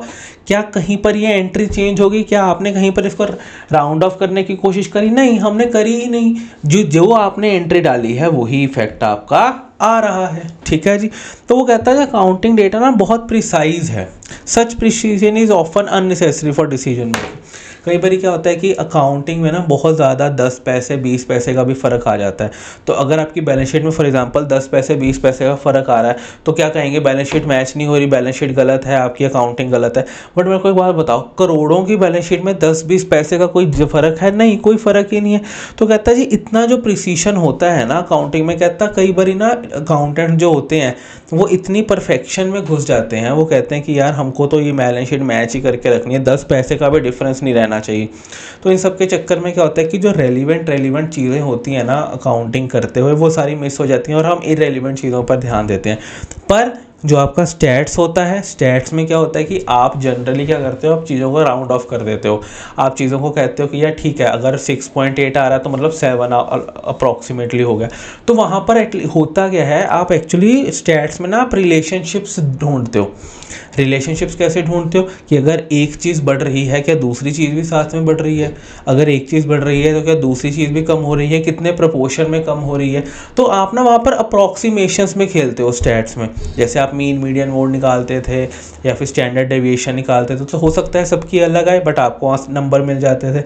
अब किसी की बैलेंस शीट का टोटल 20.85 आ रहा है और किसी की बैलेंस शीट का टोटल 20.65 आ रहा है। इसका मतलब है कि उसने कहीं ना कहीं गलती करी है। ठीक है, बट ऐसा स्टैट्स में नहीं होता, स्टैट्स में चीज़ें राउंड ऑफ हो जाती हैं बट अकाउंटिंग में नहीं होती। वो यहाँ पर यही बात कर रहा है कि अकाउंटिंग ना बहुत प्रिसाइज है बट जो स्टैट्स है वो इतना प्रिसाइज नहीं है। ठीक है, फिर नेक्स्ट आ जाता हूँ जी मैं मैथ्स के लिए। अकाउंटिंग और मैथ्स में कहता था accounting is closely related with maths. अब जिसको +10th तक मैथ्स अच्छा लगता होगा वो कहेगा भैया +1 +2 में भी अकाउंट्स ले लेते हैं, कॉमर्स ले लेते हैं, वो मैथ्स ही तो है। बट क्या एक्चुअली वो मैथ्स है? नहीं, ऑब्वियस ही बात है, it's not a maths, it is more than the maths. ठीक है, तो वहाँ पर वो यही बात कर रहा है, कहता है accounting is closely linked with the maths specially algebra as seen in the accounting equation and double entry system. अब कई बार आपने अभी तो नहीं बट कई बार आगे जाके आपको अकाउंट्स में किसी भी चीज़ को एक्स लेना पड़ सकता है, वाई लेना पड़ सकता है, इक्वेशन सॉल्व करके आपको आंसर आएगा। तो कहता है मैथ्स और अकाउंटिंग वैसे बहुत लिंक्ड है। प्लस मेरे को एक बात बताओ, आपका एक फाउंडेशन में एक चैप्टर है मैथ्स में, मैथ्स फॉर फाइनेंस, जिसमें आप प्रेजेंट वैल्यू एन्युटी फैक्टर सीखते हो। अब जैसे जैसे आप अकाउंट्स में आगे बढ़ोगे वो जो मैथ्स फॉर फाइनेंस वाला चैप्टर है ना वो आपके अंदर आता जाएगा, मतलब वो आपके अकाउंटिंग कंसेप्ट्स में यूज़ होता जाएगा। ठीक है, जैसे इंटर में फाइनल में तो है ही सारा वो। ठीक है, तो ऐसे ही वो क्या कहता है मैथ्स और अकाउंटिंग ना बहुत ज़्यादा इंटरलिंक्ड है क्योंकि इनके जो कंसेप्ट्स हैं वो दोनों एक दूसरे से बहुत मिलते जुलते हैं। जैसे डेप्रिसिएशन हो गया, ये सारी चीज़ें हो गई, ये कैसे हो रही हैं, ये सब कैलकुलेशन बेस्ड हैं, सारी मैथ्स से रिलेटेड चीज़ें। वो यहाँ पर यही कह रहा है। फिर नेक्स्ट वो क्या कह रहा है, अकाउंटिंग एंड लॉ। अब लॉ में आप देखिए क्या है, लॉ में क्या होता है, आपको ना एक लीगल फ्रेमवर्क दिया जाता है। अब आप जो है लॉ फर्स्ट टाइम पढ़ रहे हो फाउंडेशन में, आपने कॉन्ट्रैक्ट एक्ट पढ़ा, सोगा पढ़ा, पार्टनरशिप पढ़ा, LLP पढ़ा, ये सारी चीज़ें आपने यहाँ पर पढ़ी हैं। तो अब इसमें क्या होता है कि एंटिटीज़ जो होती हैं और आपने कंपनीज एक्ट पढ़ा, तो इन सब में क्या होता है कि एंटिटी, अकाउंटिंग एंड लॉ ये बहुत ज़्यादा रिलेटेड चीज़ें क्यों हैं, क्योंकि आप ये पढ़ोगे, आपकी जो बैलेंस शीट है ना जो आपको अच्छी नहीं लगती, आपने +1 में, +2 में या फिर आपने कहीं ना कहीं BCom में ये वाली बैलेंस शीट पढ़ी होगी ना, equity and liability, assets, non current assets, आपने ये सारी चीज़ें पढ़ी होंगी यहाँ पर। ठीक है, ये वाला आपने पढ़ा होगा और P&L में आपने स्टेटमेंट ऑफ P&L पढ़ा होगा, ये सारी चीज़ें आपने पढ़ी होंगी। तो ये वाले जो फॉर्मेट्स हैं जो आपको अच्छे नहीं ना लगते, आप कहते हो कि सर ये वाला T फॉर्मेट ज़्यादा अच्छा है, ये वाला T फॉर्मेट ज़्यादा अच्छा है, ये मेरे को बढ़िया लग रहा है। तो ये वाली जो आपको बैलेंस शीट का फॉर्मेट दिया गया है ना, ये एक्चुअली कंपनीज एक्ट ने दिया है। कंपनीज एक्ट ने कहा कि हर कंपनी को बैलेंस शीट ऐसे बनानी है। अब आपको किसने डायरेक्ट किया, लॉ ने क्या कहा कि आपको अकाउंटिंग कैसे करनी है, ये सारी चीज़ें आपको किसने बताई हैं? लॉ ने।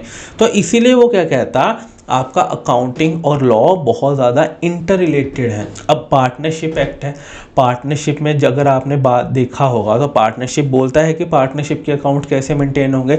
एलएलपी एक्ट में आपको जो फॉर्मेट्स दिए गए हैं, एलएलपी कैसे बनानी है, एलएलपी के अकाउंट्स कैसे ड्रॉ करने हैं, ये सारी चीज़ें आपको लॉ में दी गई हैं। अब आप लोग अकाउंटिंग कैसे कर रहे हो? जैसे लॉ बोल रहा है आपको ठीक है जी। आप जब इंटर में चले जाओगे तो वहाँ पर पढ़ोगे अकाउंटिंग स्टैंडर्ड्स। अकाउंटिंग स्टैंडर्ड किसने कहे हैं? एक लॉ बना था अकाउंटिंग स्टैंडर्ड्स के लिए, उस बिहाफ पे आपने अकाउंटिंग स्टैंडर्ड्स बनाए हैं। आईसीआई ने मिलकर वो अकाउंटिंग स्टैंडर्ड्स का टेक्स्ट तैयार किया है। तो ये जो आपका पूरा अकाउंटिंग है ना, ये बेस्ड ही एक लॉ पर है, तभी उसको फॉलो कर रहे हो। ज़्यादा चीज़ें हम इंटर में सीखेंगे। नेक्स्ट लास्ट क्या आ जाता है? Accounting and management. इसमें वो क्या कह रहा है आपको? अब आपका जो मैनेजमेंट होता है, आपने पढ़ा होगा +2 में, जब अपन ने मैनेजमेंट की इतनी मोटी बुक पढ़ी थी बिजनेस स्टडीज़ की, वहाँ पर आपने पढ़ा होगा कि जो मैनेजमेंट होते हैं ना, उसको बहुत सारे डिपार्टमेंट में ध्यान देना पड़ता है। जैसे प्रोडक्शन हो गया, मार्केटिंग हो गया, फाइनेंस हो गया, सप्लाई सेल हो गया, ये सारी चीज़ों पर उसको ध्यान देना पड़ता है। अब इन सारे मैनेजर्स के बीच में एक फाइनेंस मैनेजर भी होता है। फाइनेंस मैनेजर का क्या मतलब होता है? सीएफओ कौन होता है? चीफ फाइनेंशियल ऑफिसर, जो कि उस कंपनी के फाइनेंसिस को देखता है।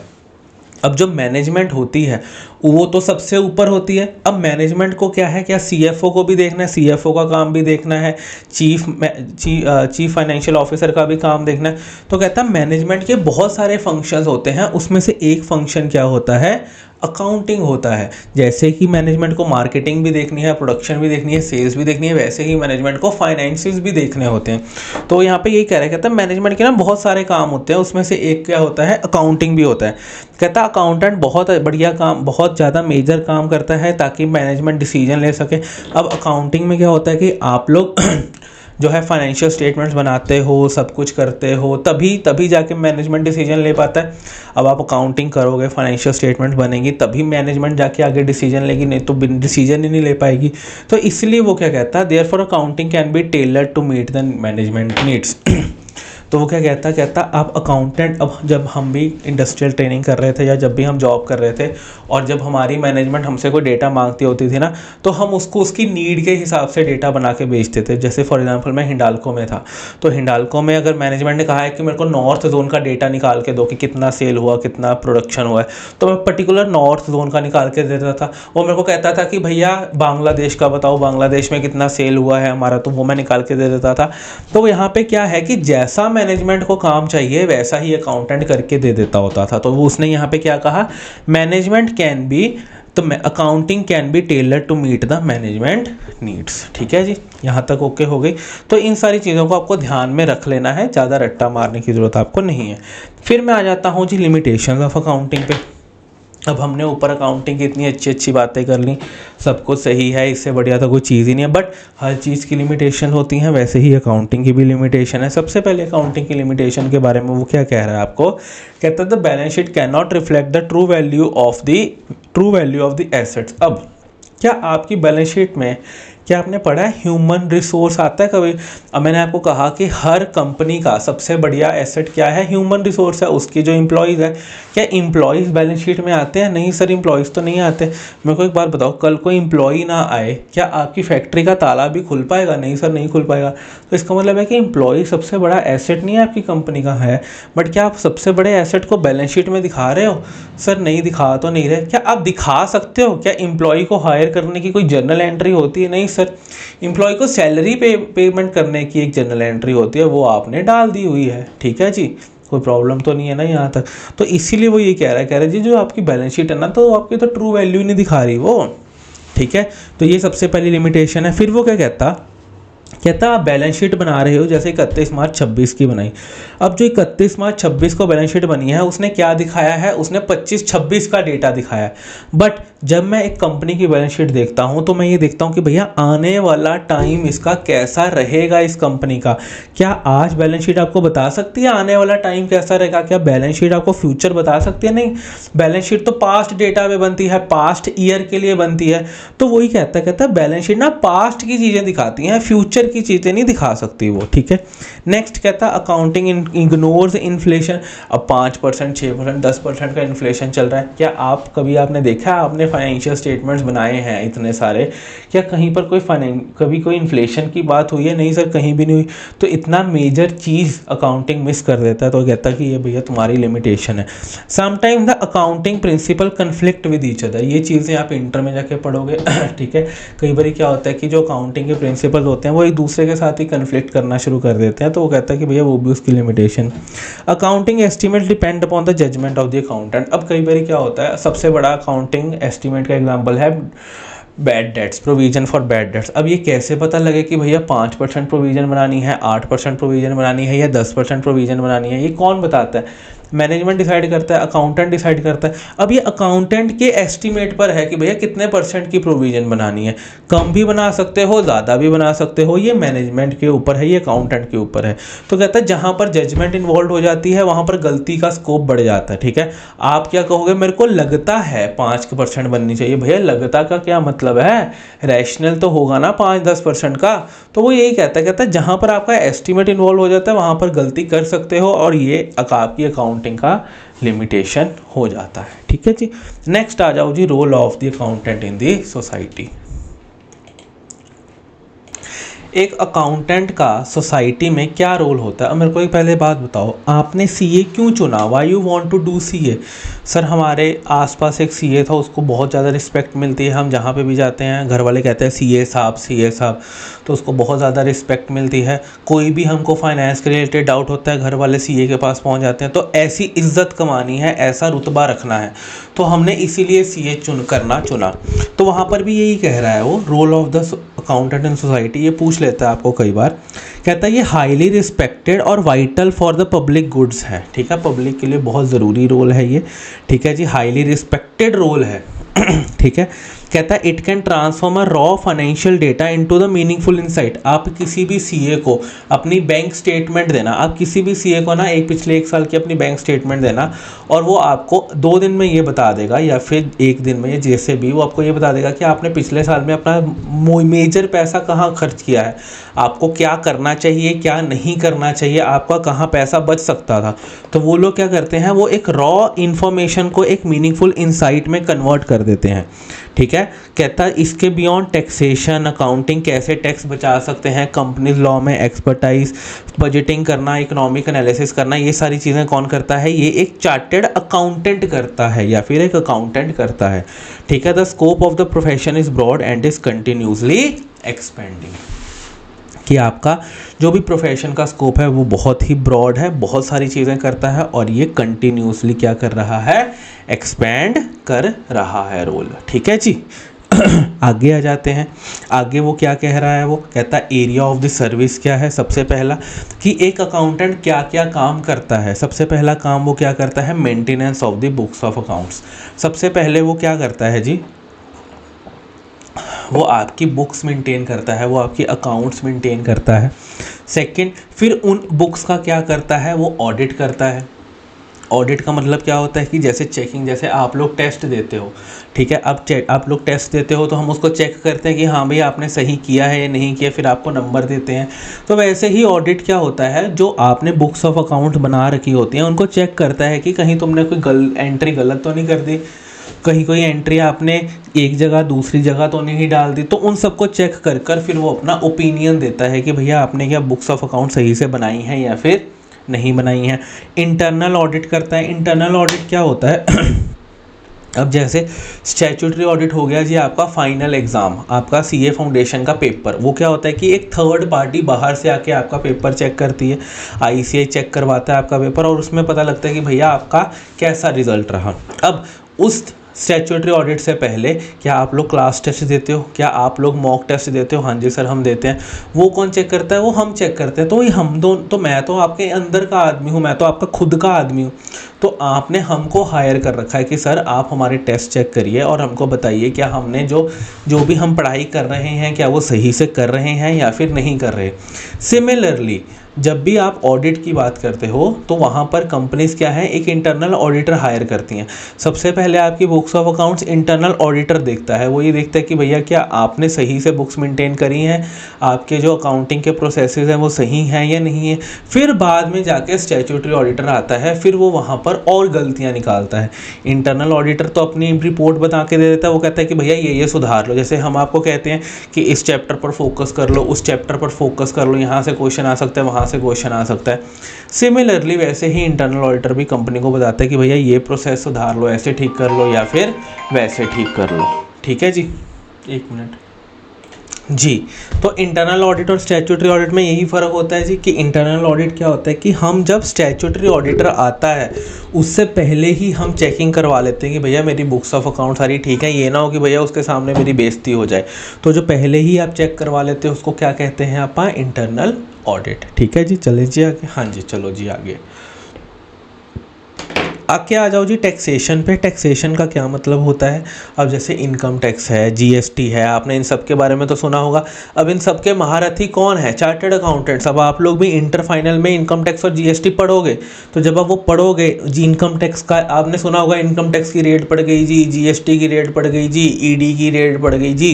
तो ये सारी चीज़ें कौन देखता है? ये सीए ही देखता है उसका आके कि भैया क्या उसने सही रेट मारी है या नहीं मारी है, क्या मेरे को सरकार से पैसा निकलवाना है या नहीं निकालना, मेरे को कौन सी इनकम टैक्स की रिटर्न फाइल करनी है, कैसे करनी है, कितने रुपए की करनी है। ये सारी चीज़ें कौन देखता है? ये एक चार्टर्ड अकाउंटेंट ही देखता है। ठीक है जी। तो टैक्सेशन भी कौन देखता है? एक सीए ही देखता है। Then management accounting and consultancy service. अब चलो अकाउंटिंग कर लीजिए, टैक्स कर लिया। अब एक बहुत बड़ा एरिया किसका आता है? मैनेजमेंट कंसल्टिंग का और आपके की मैनेजमेंट अकाउंटिंग का। इसमें क्या होता है कि अगर एक कंपनी चल रही है, फॉर एग्जांपल उसकी 100 करोड़ की टर्नओवर है। अब वो कहती है कि यार मेरे को ना अपना काम एक्सपेंड करना है, मेरे को पहले मैं सिर्फ पंजाब में काम करती थी, मेरे को हरियाणा चंडीगढ़ में भी काम करना है, मेरे को वहाँ पर जाके भी फैक्ट्रीज लगानी है। अब पैसा तो है, अब उसको ये सलाह लेनी है कि क्या मैं वहाँ पर जाकर फैक्ट्री लगाऊं या ना लगाऊं, अगर लगाऊं तो कितने रुपए इन्वेस्ट करूं, कहाँ इन्वेस्ट करूं, कहाँ से लोन लूं, कितने % पे लोन लूं। तो ये सारी चीज़ें कौन देखता है? ये सारा वो कहता है सीए साहब आके बताओ मेरे को कंसल्टेंसी दो कि मैं क्या करूं और कैसे करूं। ये सारी चीज़ों के लिए भी सीए काम आता है।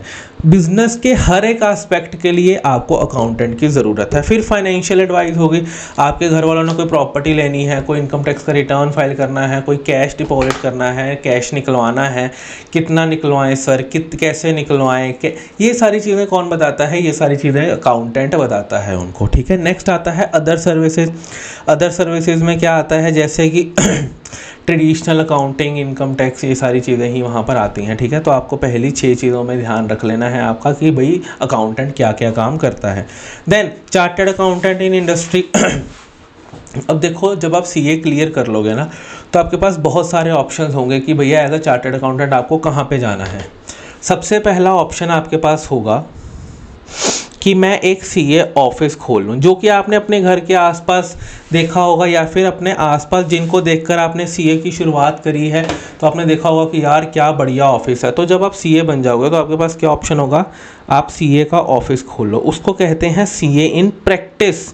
प्रैक्टिस का मतलब कौन है? जो इंसान आपकी जीएसटी की रिटर्न फाइल करता है, जो ये सारी चीज़ें देखता है, वो कौन होता है? Practising chartered accountant. जैसे हम भी क्या है? Practising chartered accountant. ठीक है। फिर अगर आपको प्रैक्टिस नहीं करनी तो आप किसी के वहाँ पर एम्प्लॉय बन सकते हो। वहाँ पर आप किसी भी बड़ी कंपनी में जाकर, अब जैसे मैं HSBC में था तो मैंने 2 साल कहाँ पर लगाए हैं? HSBC बैंक में जाकर नौकरी करी है। तो मैं क्या था तब? मैं प्रैक्टिसिंग चार्टर्ड अकाउंटेंट नहीं था, तो मैं क्या था तब?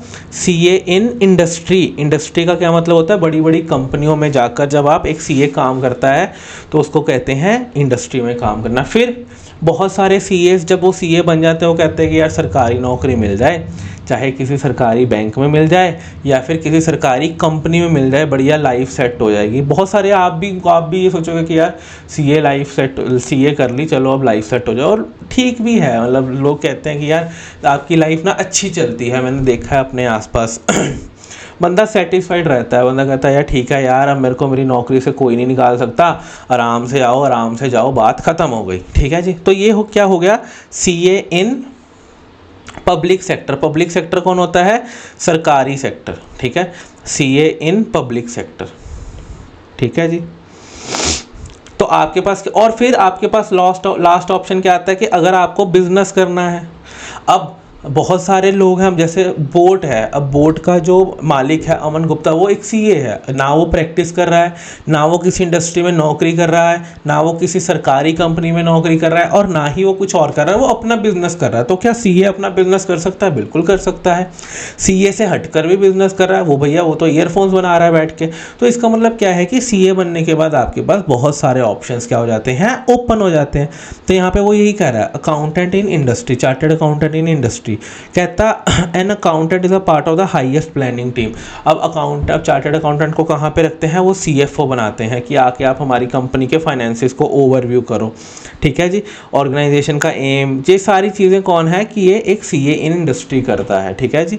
तो ये आपको पढ़ लेना है। फिर chartered accountant in public sector enterprise, जैसे मैंने आपको बता दिया। अब यहाँ पर पब्लिक सेक्टर एंटरप्राइज में ये नहीं लिख देना कि आराम की नौकरी है, सीए कहते हैं इतनी मेहनत कर ली है अब आराम करेंगे पूरी ज़िंदगी, ऐसा कुछ नहीं लिखना आपको। बस यहाँ पे लिखना है कि वहाँ पर भी चार्टर्ड अकाउंटेंट बहुत अच्छा रोल प्ले करता है, अपनी एक्सपर्टाइज से क्या है कि सरकारी कंपनी पब्लिक सेक्टर एंटरप्राइज को बढ़ाता है। तो जो मैंने ब्लू में लिखा है ये सारी चीज़ें आपको यहाँ पर लिख के आनी है। Then chartered accountant in framing the physical policy. अब आपको पता है कि आपका जो बजट आता है, जो भी आपका एनुअल बजट आता है, वो 1 फरवरी को आ जाता है। अब अगर आप देखो 1 फरवरी को तो बजट आता है, बट बजट बनने की जो तैयारी है वो कब से शुरू हो जाती है, वो अक्टूबर नवंबर से ही तैयारी शुरू हो जाती है। तो इसका मतलब अक्टूबर नवंबर दिसंबर जैन फेब 5 महीने तो बजट बनने की ही तैयारी होती रहती है। अब बजट में कौन से इनकम टैक्स के चेंजेस करने हैं, कौन सा जीएसटी का चेंज करना है, ये सारी चीज़ों के लिए एक सीए को कंसल्ट किया जाता है। हमारे से भी हमारी राय मशवरा मांगी जाती है। हमको मेल आती है कि अगर आपको कोई राय मशवरा देनी है एज अ सीए तो आप दे सकते हो, तो वो हमसे मांगी जाती है। हाँ ऑब्वियस ही बात है, सरकारें करती अपना ही है, बट चलो राय मशवरा तो मांगती हैं, किसी और से तो नहीं मांगती। तो कहता सीएस का ये भी रोल है कि भैया कोई भी फिजिकल पॉलिसी है तो उसको फ्रेम करने के लिए जो है सीए काम आता है। फिर नेक्स्ट क्या बात कर रहा है वो, कहता है chartered accountant and the economic growth. जो सीए का रोल है ना, अब देखो आपने सीए के बारे में क्या सुना होगा। सीए का मतलब है रिटर्न फाइल कर देना, ऑडिट कर देना, ठीक है, स्टैंप मार देना, साइन कर देना। ये जो सारी चीज़ें आती हैं ना, ये कंप्लायंसेस के बीच में आती हैं। कल को सरकार कहे किसी को रिटर्न फाइल करने की ज़रूरत नहीं है, कल को सरकार कहे किसी को ऑडिट कराने की ज़रूरत नहीं है, क्या कोई सीए के पास आएगा? नहीं, कोई भी नहीं आएगा। तो अब इसीलिए क्या हो रहा है कि जो सीए का रोल है ना, वो कंप्लायंस से बहुत बढ़ता जा रहा है। अब किसी भी कंपनी को लोन लेना है, फंडिंग लेनी है, किसी भी कंपनी को एक्सपेंड करना है, तो ये सारी चीज़ों के लिए क्या है, एक सीए को वो हायर करते हैं। वो कहते हैं कि भैया आप आओ, आप हमको गाइड करो कि हमको कैसे पैसा उठाना चाहिए, हमको कितना पैसा उठाना चाहिए, कैसे करना चाहिए, किस रेट पे उठाना चाहिए, हमारी फाइनेंशियल रिपोर्ट्स बनाओ, हमारी जो है प्रोजेक्शंस बनाओ। तो ये सारी चीज़ें कौन करता है? एक चार्टर्ड अकाउंटेंट करता है। ठीक है। तो अगर कल को जाके सरकार कह भी दे कि भैया किसी को ऑडिट कराने की ज़रूरत नहीं है, किसी को कंप्लायंस करने की ज़रूरत नहीं है, क्या इसकी वजह से क्या कंपनियां बंद हो जाएंगी? नहीं, कंपनियां तो चलती रहेंगी। जब तक कंपनियां चलती रहेंगी तब तक बैंकिंग की रिक्वायरमेंट होगी, जब तक बैंकिंग की रिक्वायरमेंट होगी तब तक चार्टर्ड अकाउंटेंट्स की रिक्वायरमेंट होगी। तो इसीलिए वो क्या कहता है जो चार्टर्ड अकाउंटेंट है ना, वो तो अब इकोनॉमिक ग्रोथ में भी काफ़ी हेल्प करने लग चुके हैं। सिर्फ उनका काम सिर्फ कंप्लायंस तक, रिटर्न भरने का नहीं रह गया, बट उनका कहाँ पर काम बढ़ गया है, उनका जो है सपोर्ट द सोशल ऑब्जेक्टिव, ये सारी चीज़ों में भी जो है सीए का रोल आ चुका है। ठीक है जी, ये हमने अकाउंटेंट के बारे में पढ़ लिया। अब आ जाते हैं जी हमारे इंपॉर्टेंट कंसेप्ट पे, जो कि क्या बोलता है हमारा अकाउंटिंग प्रिंसिपल्स, अकाउंटिंग कंसेप्ट्स के बारे में बात करते हैं। ठीक है जी। ये क्या कहता है, अब देखो आप लोग अभी तक आपने +1 +2 में आपने अभी तक क्या बनाई है, अभी तक आपने अपनी फाइनेंशियल स्टेटमेंट्स बनानी सीख ली हैं, ट्रेडिंग P&L बनाना सीख लिया है, आपने उनमें बहुत सारे ये कंसेप्ट आप ऑलरेडी लगा चुके हो, ठीक है। अब for example what do you mean by a debtor. Debtor का मतलब है फॉर एग्जांपल 10 मार्च 2026 को मैंने एक सेल करी, उसने मेरे को पैसा दिया 10 अप्रैल 2026 को, यहाँ पर मेरे को पैसा आया। क्या आप मेरे को बता सकते हो जो मैंने यहाँ पर 100 रुपये की सेल करी है, ये कौन से साल की इनकम बनेगी? क्या आप मेरे को बता सकते हो कि ये कौन से साल की इनकम बनेगी ये वाली? सर ये तो देखो सर, क्योंकि ये तो चलो क्रेडिट पर सेल हुई है, बट ये कौन से साल की इनकम बनेगी? 25-26 की बनेगी, ठीक है जी। अब ये 25-26 की क्यों बनी? क्योंकि मैंने कहा देखो मैं सेल तो कर चुका हूँ ना, हाँ पैसा बाद में आएगा। मेरे को एक बात बताओ, आप 26-27 में सेल क्यों नहीं रिकॉग्नाइज कर रहे? पैसा तो 26-27 में है ना, वहाँ पर क्यों नहीं रिकॉग्नाइज कर रहे? सर कैसी की बातें कर रहे हो, सेल हमने इस दिन कर दिया है तो पैसा आता रहेगा, कोई बात नहीं, हमने डेटर बना तो दिया, जब पैसा आएगा तब ठीक है, सेल तो यहाँ पे करी है। क्या आपने यहाँ पर एक एक्रूअल कंसेप्ट नहीं लगा दिया? एक्रूअल का मतलब क्या है कि भैया आपको जो भी अकाउंटिंग करनी है वो आपको एक्रूअल बेसिस पे करनी है। इसका मतलब क्या है, आपको जो भी आपका इनकम है, जो भी आपके एक्सपेंसेस है, आपको वो तब रिकॉर्ड करने हैं जब वो इनकर हुए, जब आपका खर्चा इनकर हुआ, या फिर जब आपकी इनकम हुई तब आपको रिकॉर्ड करने हैं, रेदर देन कि जब उसका पैसा आया या फिर जब आपने उसका पैसा पे किया। ये वाला कंसेप्ट कौन है? आपका एक्रूअल का कंसेप्ट है। तो इसलिए मैंने क्या कहा, आपने जो भी अभी तक अपनी फाइनेंशियल स्टेटमेंट्स बनाई हैं उसमें आप ऑलरेडी ये सारे कंसेप्ट्स लगाते ही आए हो, बट अब आप इनको डिटेल में पढ़ेंगे। ये कंसेप्ट्स बहुत इंपॉर्टेंट हैं, क्यों? क्योंकि ये ट्रू फॉल्स में भी पूछ लेता है और कई बारी एक पर्टिकुलर कंसेप्ट को उठा के एक थ्योरी का क्वेश्चन भी बना देता है, ठीक है जी। इसमें से आपको पक्का कुछ ना कुछ पेपर में देखने को मिल जाएगा, चाहे ट्रू फॉल्स में मिले या फिर आपका कंसेप्ट्स में मिले, ठीक है जी, या फिर आपको एक बड़ा थ्योरी के क्वेश्चन में मिले।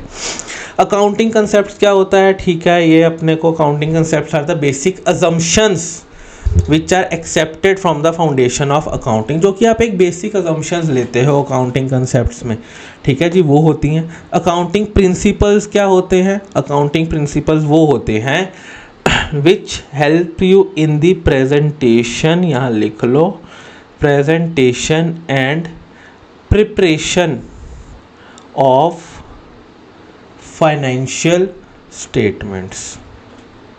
These are the conventions which help you in the preparation and the presentation of financial statement. सबसे पहला क्या है आपका भाई अकाउंटिंग कंसेप्ट में? सबसे पहला क्या आता है आपका? Entity concept. सबसे पहला कंसेप्ट क्या है जी आपका? सबसे पहले कंसेप्ट की बात कर रहा है जी, वो क्या है आपका? Entity concept. एंटिटी कंसेप्ट में क्या होता है? वो कहता है जी देखो, जो बिजनेस होता है और जो ओनर होता है, अब जैसे कि आपका पार्टनरशिप ही ले लो, ठीक है, आपने रिसेंटली पार्टनरशिप किया है, तो पार्टनरशिप में क्या होता है? एक पार्टनर होता है और दूसरा क्या होता है? पार्टनरशिप होती है, पार्टनरशिप एज अ होल होती है।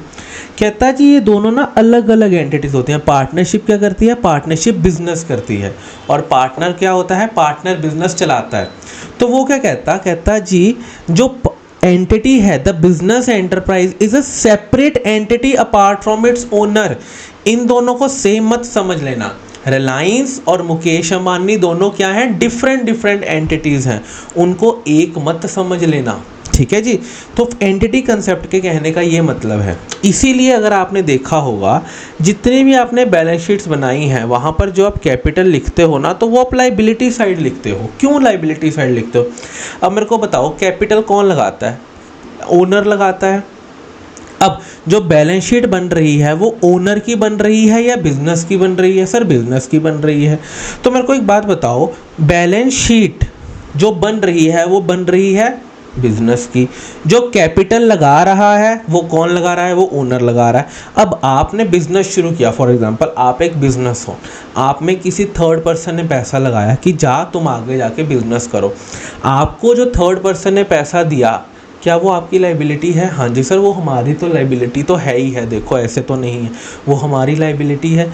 तो ऐसे ही जो बिजनेस को पैसा मिला है चाहे ओनर से ही मिला है, वो क्या है? उसकी लाइबिलिटी। ये कंसेप्ट क्यों आया?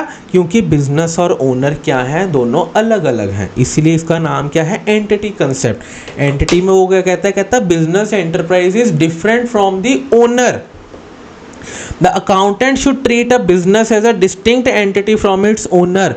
The entity concepts help to ascertain how much amount of money is due to the owner in the form of its capital. ठीक है जी, ये दोनों अलग हैं, इसीलिए उसकी बैलेंस शीट में जो है कैपिटल आपकी लाइबिलिटी साइड आती है। ठीक है जी, चलें जी आगे, आओ जी। नेक्स्ट वो क्या कह रहा है? Money measurement concept. कहता जो भी ट्रांजैक्शन है बिजनेस में ना, देखो बहुत सारी ट्रांजैक्शंस होती हैं। अब मेरे को एक बात बताओ, आपका 100 रुपये की इन्वेंट्री का नुकसान हो गया, ठीक है, आपकी एक इन्वेंट्री पड़ी थी 100 रुपीज़ की, वो नुकसान हो गया, आपने क्या एंट्री डाली? P&L account debit to inventory entry डाली होगी।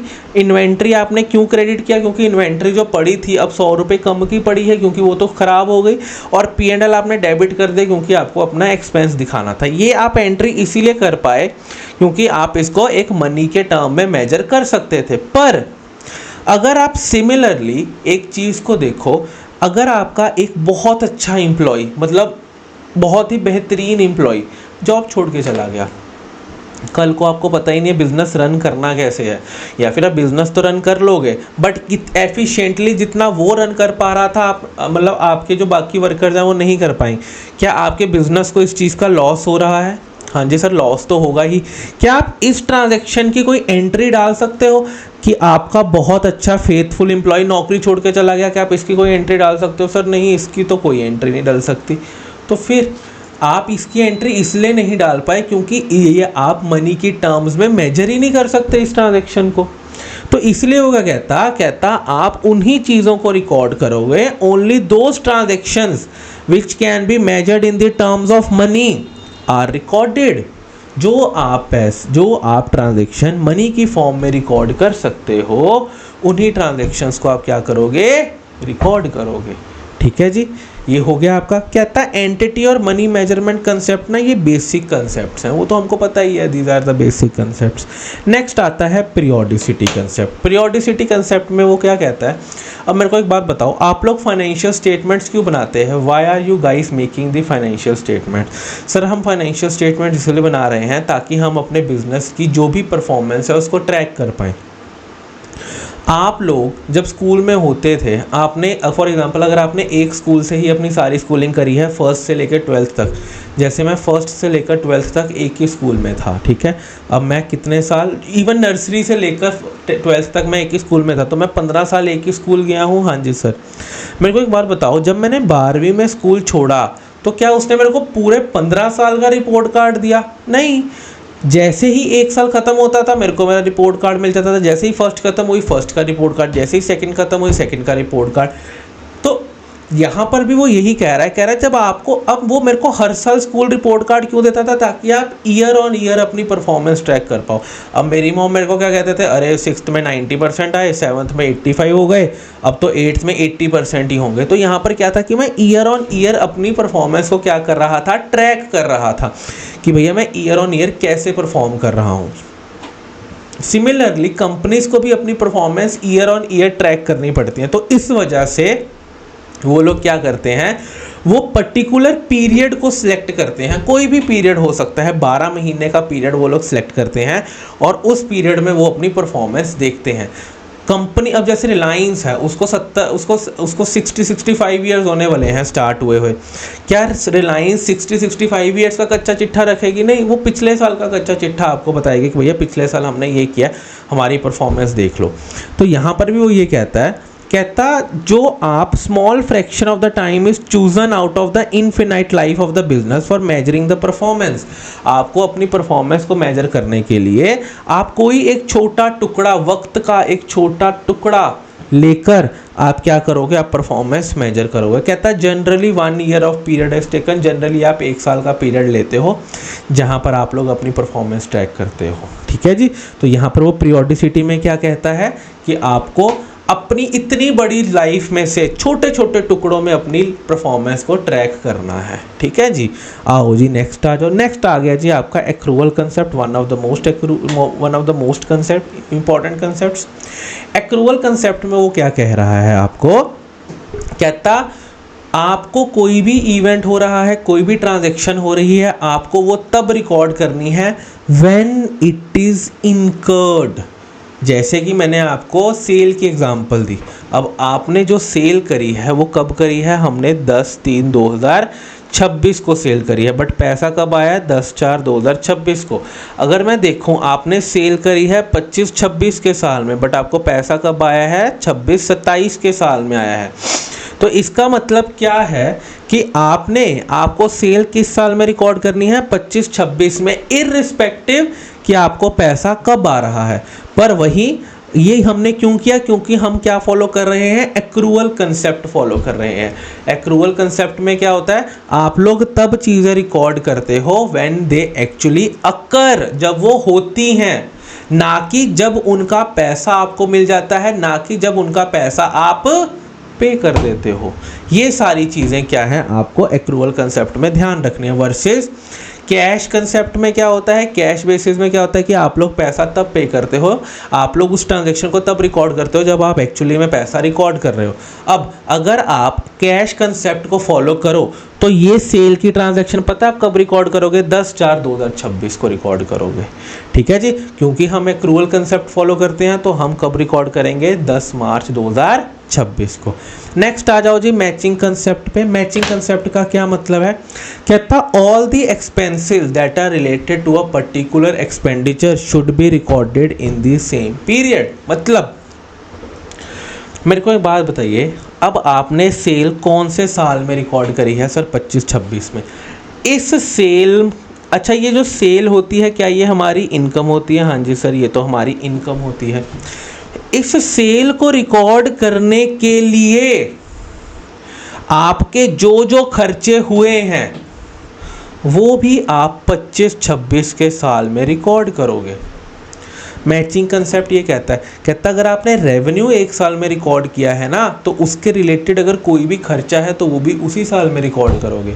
अगर आपने खर्चा इस साल बुक किया है तो उसके रिलेटेड जो भी रेवेन्यू है वो भी आप इस साल में ही बुक करोगे।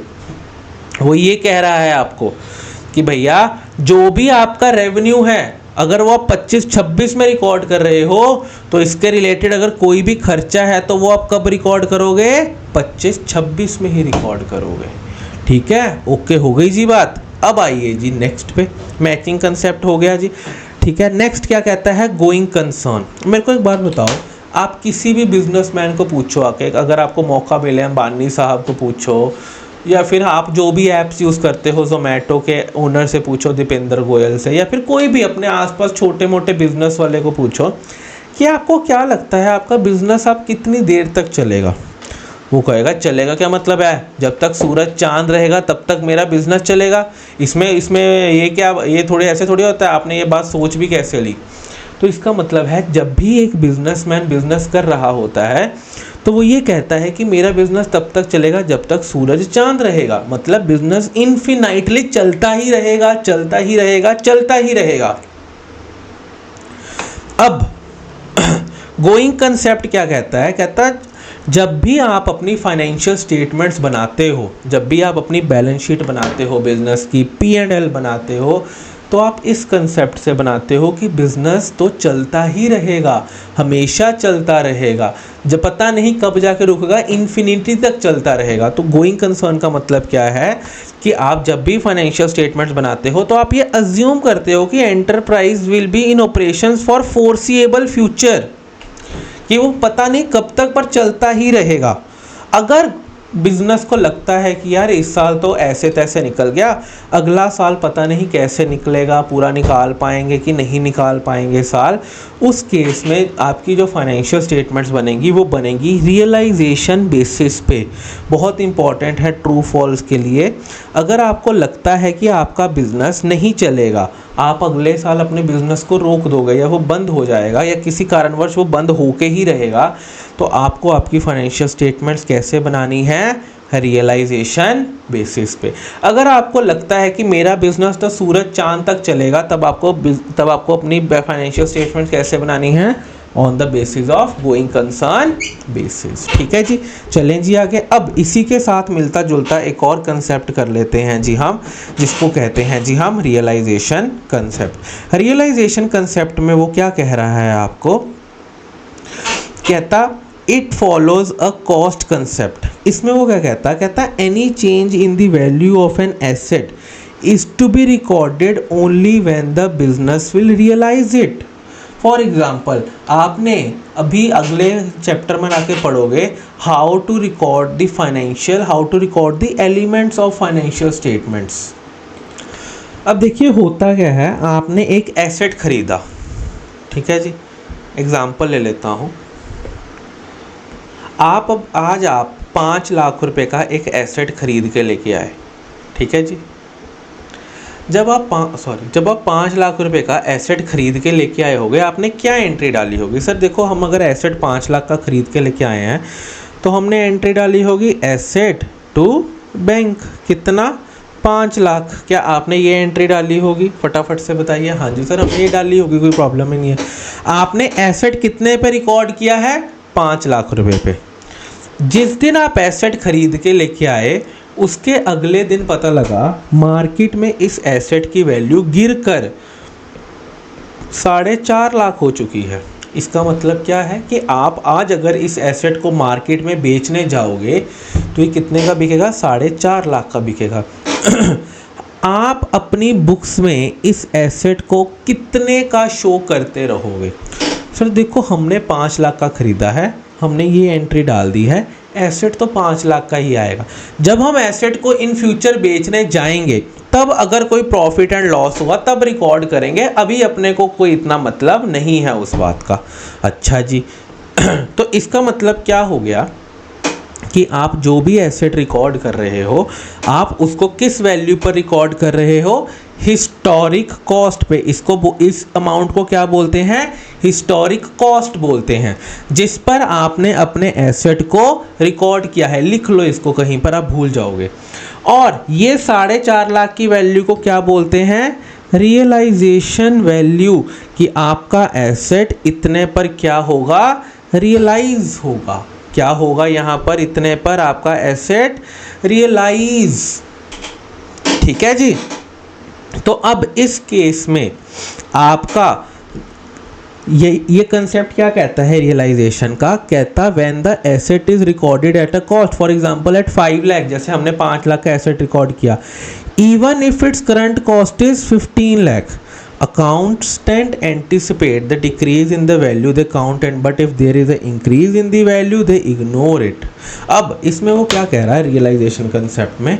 अभी तक आपको क्या पता है? सर देखो, हमने 5 लाख का एसेट रिकॉर्ड किया है और ये 5 लाख पर ही आएगा, कोई मैटर ही नहीं करता कि भैया कैसे आ रहा है, कितना आ रहा है, ये मैटर नहीं कर रहा। मेरा एसेट 5 लाख पे आएगा, मैं इससे बिल्कुल ओके रखता हूँ। बट अगर आप अपनी फाइनेंशियल स्टेटमेंट्स को रियलाइजेशन बेसिस पर बना रहे हो, किस बेसिस पर बना रहे हो? रियलाइजेशन बेसिस पे। आप अपनी फाइनेंशियल स्टेटमेंट को रियलाइजेशन बेसिस पर कब बनाते हो?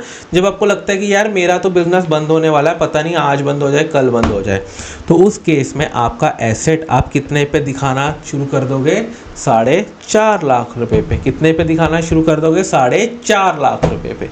ठीक है जी, इसको बोलते हैं रियलाइजेशन बेसिस पर अपने एसेट को दिखाना। चल सकते हैं जी आगे? हाँ जी सर, चल सकते हैं जी आगे। अब आओ जी आगे। रियलाइजेशन कंसेप्ट हो गया। हाँ, अगर कल को जाके आप जिस दिन एसेट खरीद के लेके आए 5 लाख का, कल को जाके ये एसेट 6.5 लाख का हो गया, ठीक है, कल को जाके ये एसेट 6.5 लाख का हो गया, चाहे आप रियलाइजेशन बेसिस पे बनाओ, चाहे आप गोइंग कंसर्न पे बनाओ, आप अपने एसेट को इंक्रीज्ड अमाउंट पर नहीं दिखाओगे, क्योंकि आपका प्रूडेंस का जो कंसेप्ट है वो क्या कहता है कि सारे एंटिसिपेटेड लॉसेस को तो ले लेना बट एंटिसिपेटेड गेन्स को मत लेना। तो सिमिलरली वो क्या कहता अगर आपने 5 लाख का एसेट खरीदा और ये 5 लाख के एसेट की वैल्यू हो गई 4.5 लाख, तो आप रियलाइजेशन बेसिस पे फाइनेंशियल स्टेटमेंट्स बना रहे हो तो ऐसे ले लो, या फिर मैं आपको लिखवा ही देता हूँ, आप बना रहे हो गोइंग कंसर्न बेसिस पर, और ये है आपका रियलाइजेशन बेसिस। आपने एसेट को परचेज किया है 4.5 लाख पे। केस 1 आपके एसेट की वैल्यू 6.5 लाख हो गई। केस 2 आपके एसेट की वैल्यू 4.5 लाख हो गई। गोइंग कंसर्न बेसिस पर आपने 5 लाख का एसेट खरीदा है। गोइंग कंसर्न बेसिस पर आप अपने एसेट को 5 लाख पे दिखाओगे, यहाँ पे भी 5 लाख पे दिखाओगे और यहाँ पर भी आप 5 लाख पे ही दिखाते रहोगे। अब रियलाइजेशन बेसिस पर आप यहाँ पे 5 लाख का दिखाओगे, यहाँ पर भी आप 5 लाख का दिखाओगे और यहाँ पर आप क्या कर दोगे, 4.5 लाख का एसेट कर दोगे। ये बात कर रहा है वो, ठीक है जी, कि आप अगर आपने 5 लाख का एसेट परचेज किया और आपने गोइंग कंसर्न है तो 5 लाख पे दिखाते रहोगे। आप कहोगे यार मैं क्यों ही बदलूं, मेरा बिजनेस कहीं पर जा रहा है जो मैं अपने एसेट की वैल्यू बदलूं। बट जब आप रियलाइजेशन पर आते हो, 5 लाख का एसेट खरीदा है तो 5 लाख, फर्स्ट 6.5 लाख हो गया तो भी 5 लाख। अगर आपकी एसेट की वैल्यू 4.5 लाख हो गई तो ये आप 4.5 लाख पे नीचे ले आओगे। ठीक है जी, चल सकते हैं जी आगे। हाँ जी, आओ जी। अब नेक्स्ट वो क्या कह रहा है, रियलाइजेशन हो गया। नेक्स्ट वो क्या कह रहा है, कॉस्ट कंसेप्ट। कहता value of the asset is to be determined on the basis of historic cost, that is acquisition cost. अब मैंने आपको ये समझा दिया कि हिस्टोरिक कॉस्ट का मतलब क्या होता है, एक्विजिशन कॉस्ट, जितने पर आप अपने एसेट को क्या करते हो, एक्वायर करते हो। ठीक है जी, तो ये वही बता रहा है। कहता है जी इसके डिसएडवांटेज क्या है। सबसे पहले इन्फ्लेशनरी सिचुएशन, जब जैसे ही इन्फ्लेशन आएगी तो उस सिचुएशन में क्या होगा, आपकी सारी प्राइजेस, कमोडिटीज़ के प्राइजेस इंक्रीज हो जाएंगे, सब कुछ इंक्रीज हो जाएगा। बट अब इसी केस में ले लो, आपने गोइंग कंसर्न को हिस्टोरिक बेसिस पे दिखाया, आपके एसेट की वैल्यू ज़्यादा हो गई, इन्फ्लेशन हो गई, बट आप फिर भी 5 लाख पे दिखा रहे हो। आपके एसेट की वैल्यू 4.5 हो गई बट आप फिर भी 5 लाख पे दिखा रहे हो। क्यों दिखा रहे हो, क्योंकि आप गोइंग कंसर्न फॉलो कर रहे हो आप, और आप इन सबको किस पर दिखा रहे हो, हिस्टोरिक कॉस्ट पर। किस पर दिखा रहे हो, हिस्टोरिक कॉस्ट पर। ठीक है जी, आओ जी नेक्स्ट वो क्या कह रहा है, ये हो गया dual aspect concept. Dual aspect concept का मतलब क्या होता है, ड्यूअल एस्पेक्ट कंसेप्ट का ये मतलब होता है कि भैया आपका जो बुक कीपिंग है या फिर जो आपका जो भी आप डबल एंट्री की डालते हो, जो भी आप डबल एंट्रीज डालते हो, उसमें आप हमेशा 2 एस्पेक्ट्स को कवर करोगे। पहला कौन सा होता है आपका डेबिट, दूसरा कौन सा होता है क्रेडिट। तो आप जब भी डबल बुक कीपिंग मेंटेन करोगे तो आप हमेशा 2 एस्पेक्ट्स को रिकॉर्ड करोगे। कौन से डेबिट और credit. Every transaction has 2 aspects. Conservatism का मतलब क्या होता है कि भैया आप हमेशा ना कंजर्वेट कौन होते हैं, कंजर्वेट जैसे कि हमारे बड़े बुजुर्ग, हम कहते हैं ना यार इनके तो सोच बड़ी कंजर्वेटिव है, ये बड़े ज़्यादा हमेशा नेगेटिव सोचते हैं, ये हमेशा लड़का लड़की को सिर्फ एक ही नज़र से देख सकते हैं, लड़का लड़की एक अच्छे दोस्त भी तो हो सकते हैं। तो ये सारी चीज़ें क्या होती हैं, कंजर्वेटिज्म में आ जाती हैं।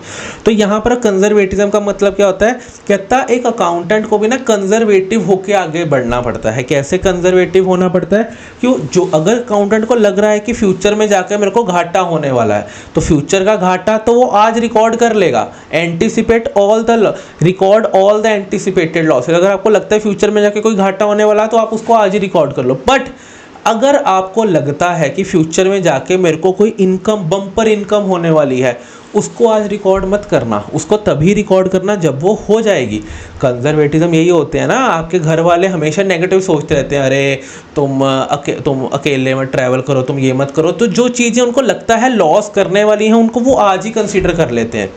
अगर उनको लगता है कि तुम कल को जाके फर्स्ट आ जाओगे या फिर तुम अगर टॉप कर जाओगे तो वो किसी को नहीं बताते, वो कहते हैं हाँ चलो जब करोगे तब बात करेंगे, क्योंकि वो कोई भी फ्यूचर के प्रॉफिट को एंटीसिपेट ही नहीं करना चाहते। हाँ, फ्यूचर का अगर कोई लॉस उनको लग रहा है तो वो आज एंटीसिपेट कर रहे हैं। ठीक है जी, तो ये हो गया आपका कंजर्वेटिज्म का कंसेप्ट।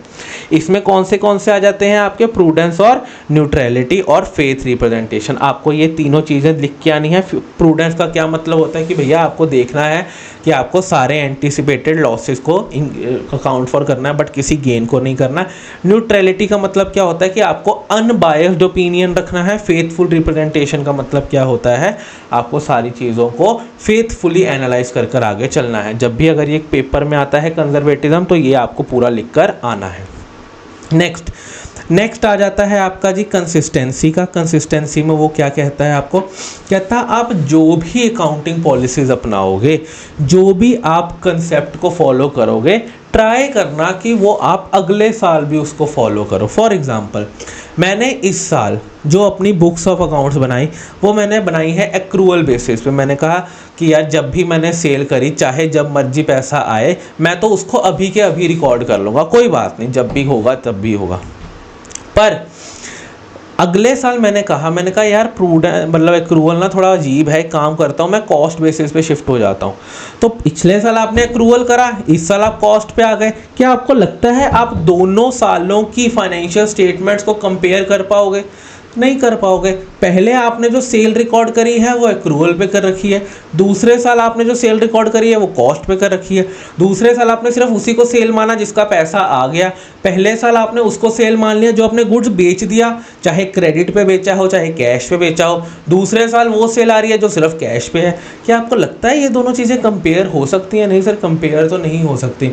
इसका मतलब क्या है कि आप अपनी अकाउंटिंग कंसेप्ट को लेकर कंसिस्टेंट ही नहीं हो। तो यहाँ पे यही कह रहा है कि भैया आपको अगर अपनी फाइनेंशियल स्टेटमेंट्स को कंपेयर करना है तो आपको अपनी जो भी अकाउंटिंग पॉलिसीज़ हैं उनको कंसिस्टेंटली फॉलो करना पड़ेगा। अगर आपने इस साल एक्रूअल किया है तो अगले साल भी एक्रूअल। हाँ, वो कहता कई बार क्या होता है आपको अपनी अकाउंटिंग पॉलिसी को चेंज करना पड़ सकता है।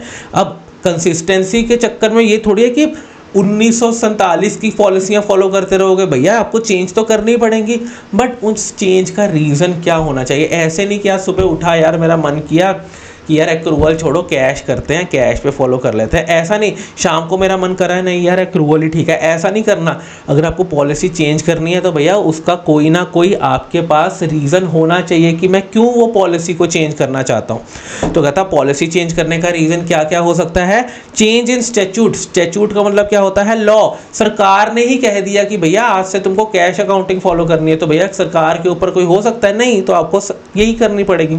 Second, compliance with accounting standards. आपके किसी अकाउंटिंग स्टैंडर्ड ने कहा कि अगर आपको आपकी फाइनेंशियल स्टेटमेंट्स बनानी है तो आपको कैश अकाउंटिंग ही फॉलो करनी पड़ेगी। तो क्या आप इससे डाइवर्ट हो सकते हो? नहीं, अकाउंटिंग स्टैंडर्ड ने कह दिया।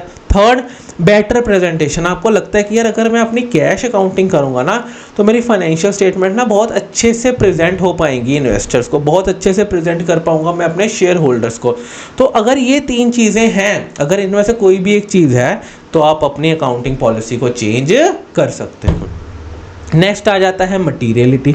अब लाखों करोड़ों की कंपनीज हैं, रिलायंस क्या है, लाखों करोड़ों की कंपनी है। अब रिलायंस में क्या हुआ, 100 रुपये का पेन गुम हो गया या 100 रुपये का एक इन्वेंट्री पड़ी थी वो ख़राब हो गई। क्या आपको लगता है रिलायंस जो लाखों करोड़ों की कंपनी है उसको 100 रुपये की इन्वेंट्री से कोई फ़र्क पड़ रहा है? नहीं सर, कोई फ़र्क नहीं पड़ रहा। इस कंसेप्ट को बोलते हैं मटीरियलिटी। अब हमने अभी शुरुआत में जब हमने ऊपर पढ़ रहे थे अकाउंटिंग विद अदर डिसिप्लिन, तो उधर हमने पढ़ा था अकाउंटिंग एंड स्टैट्स का।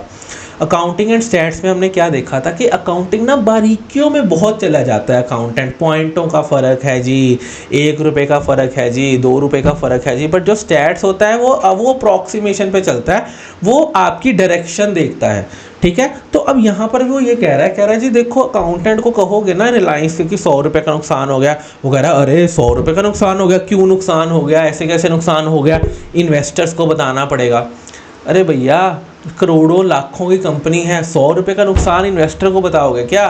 तो वो यहाँ पे यही कह रहा है मटीरियलिटी क्या कहता है, materiality permits the other concept to be ignored if the effect is not considered material, it is an exception to the full disclosure। बहुत इंपॉर्टेंट है आपके ट्रू फॉल्स के लिए। एक ना फुल डिस्क्लोजर कंसेप्ट होता है। फुल डिस्क्लोजर कंसेप्ट में क्या होता है, वो आपको कहता है कि आपको आपकी फाइनेंशियल स्टेटमेंट्स में सारी चीज़ें दिखानी है, चाहे जो मर्जी हो जाए। आपका 100 रुपये की इन्वेंट्री नुकसान हुआ ना, वो भी दिखाओ। तो फुल डिस्क्लोजर कंसेप्ट क्या कहता है, आपको सारी चीज़ें डिस्क्लोज करनी है अपने फाइनेंशियल स्टेटमेंट में। बट मटीरियलिटी क्या कहता है कहता देखो रिलायंस जैसी बड़ी कंपनी में हर सेकंड में कुछ ना कुछ नई चीज़ हो रही है। क्या आप हर सेकंड की खबर इन्वेस्टर्स को देते रहोगे क्या? मेरे पास रिलायंस का शेयर है, मैं तो उसकी बैलेंस शीट देखता हूँ। मेरे को नहीं पता आज मुकेश अंबानी ने क्या किया, मेरे को नहीं पता आज जो उनकी कंपनीज हैं उन्होंने कितना प्रॉफिट कमाया, मैं तो साल के एंड में देखूंगा। तो वो क्या कहते हैं आप मटीरियलिटी का मतलब ये है कि आप सिर्फ उन्हीं चीज़ों को डिस्क्लोज करो जो कि कंपनी को बहुत ज़्यादा इफेक्ट कर रही हैं। अब आपने भी कई बार देखा होगा, आप इरिटेट हो जाते हो ना, अरे यार मेरे को छोटी छोटी चीज़ें मत बताओ, मेरे को क्या लेना देना, आप खुद हैंडल कर लो। मेरे को वो बताओ जहाँ पर मेरी सलाह की लोड़ है या फिर जहाँ पर मेरे को बहुत गहरा इम्पैक्ट पड़ रहा है। 1 रुपये की चीज़ जी 1.5 रुपये की हो गई, क्या आपको फ़र्क पड़ रहा है? कोई आगे से कोई बात नहीं यार, आधा पैसा एक्स्ट्रा दे देंगे। 100 रुपये की चीज़ 120 की हो गई, क्या आपको फ़र्क पड़ रहा है? हाँ सर, वहाँ थोड़ा सा फ़र्क पड़ रहा है। तो वैसे ही कहता मटीरियलिटी का मतलब है सिर्फ उन्हीं चीज़ों को बताओ जो कि मेरे लिए इंपॉर्टेंट है, मेरे को छोटी मोटी चीज़ों से कोई फ़र्क नहीं पड़ रहा। ठीक है जी। And it is an exception to the full disclosure principle. Full disclosure principle का मतलब क्या होता है कि आपको आपकी फाइनेंशियल स्टेटमेंट में सारी चीज़ें डिस्क्लोज करनी है। ठीक है जी। यहाँ पर आके आपके क्या हो गए जी, फाइनेंशियल आपके अकाउंटिंग कंसेप्ट्स खत्म हो गए। नेक्स्ट आ जाता हूँ मैं। नेक्स्ट वो क्या कह रहा है आपको कि what are the 3 fundamental accounting assumptions. देखो जब भी आप कोई भी फाइनेंशियल स्टेटमेंट देख रहे हो, ठीक है, किसी भी कंपनी की, चाहे कंपनी है, पार्टनरशिप है, बैलेंस शीट है, जो भी है, अगर आप वो सारी चीज़ें देख रहे हो, उस फाइनेंशियल स्टेटमेंट में ये 3 चीज़ें डिफ़ॉल्ट हैं। क्या है? डिफ़ॉल्ट। जैसे आप नया फ़ोन लेते हो, उसमें कुछ सेटिंग्स डिफ़ॉल्ट होती है ना। आपने नया फ़ोन लिया, उसमें कुछ ऐप्स डिफ़ॉल्ट पे आती हैं। जैसे अगर आपने एंड्रॉयड ख़रीदा है तो कुछ चीज़ें उसमें डिफ़ॉल्ट पे आती हैं। जैसे अगर आप आज एंड्रॉयड ख़रीद रहे हो तो उसमें जेमिनी ऑलरेडी इंस्टॉल्ड आता है।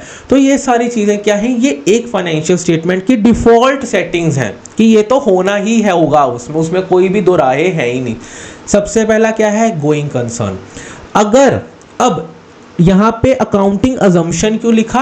क्योंकि जब मैंने फाइनेंशियल स्टेटमेंट बनाई या फिर मैंने फाइनेंशियल स्टेटमेंट देखी तो मैं ये अज्यूम कर रहा हूँ कि ये 3 चीज़ें तो उसमें होंगी ही होंगी, ये 3 चीज़ें तो उसमें होंगी ही होंगी। हाँ, अगर इसमें से कोई चीज़ नहीं है तो बड़ा फाइनेंशियल स्टेटमेंट्स पे लिख के आना चाहिए कि भैया ये चीज़ फॉलो नहीं हो रही। सबसे पहला गोइंग कंसर्न।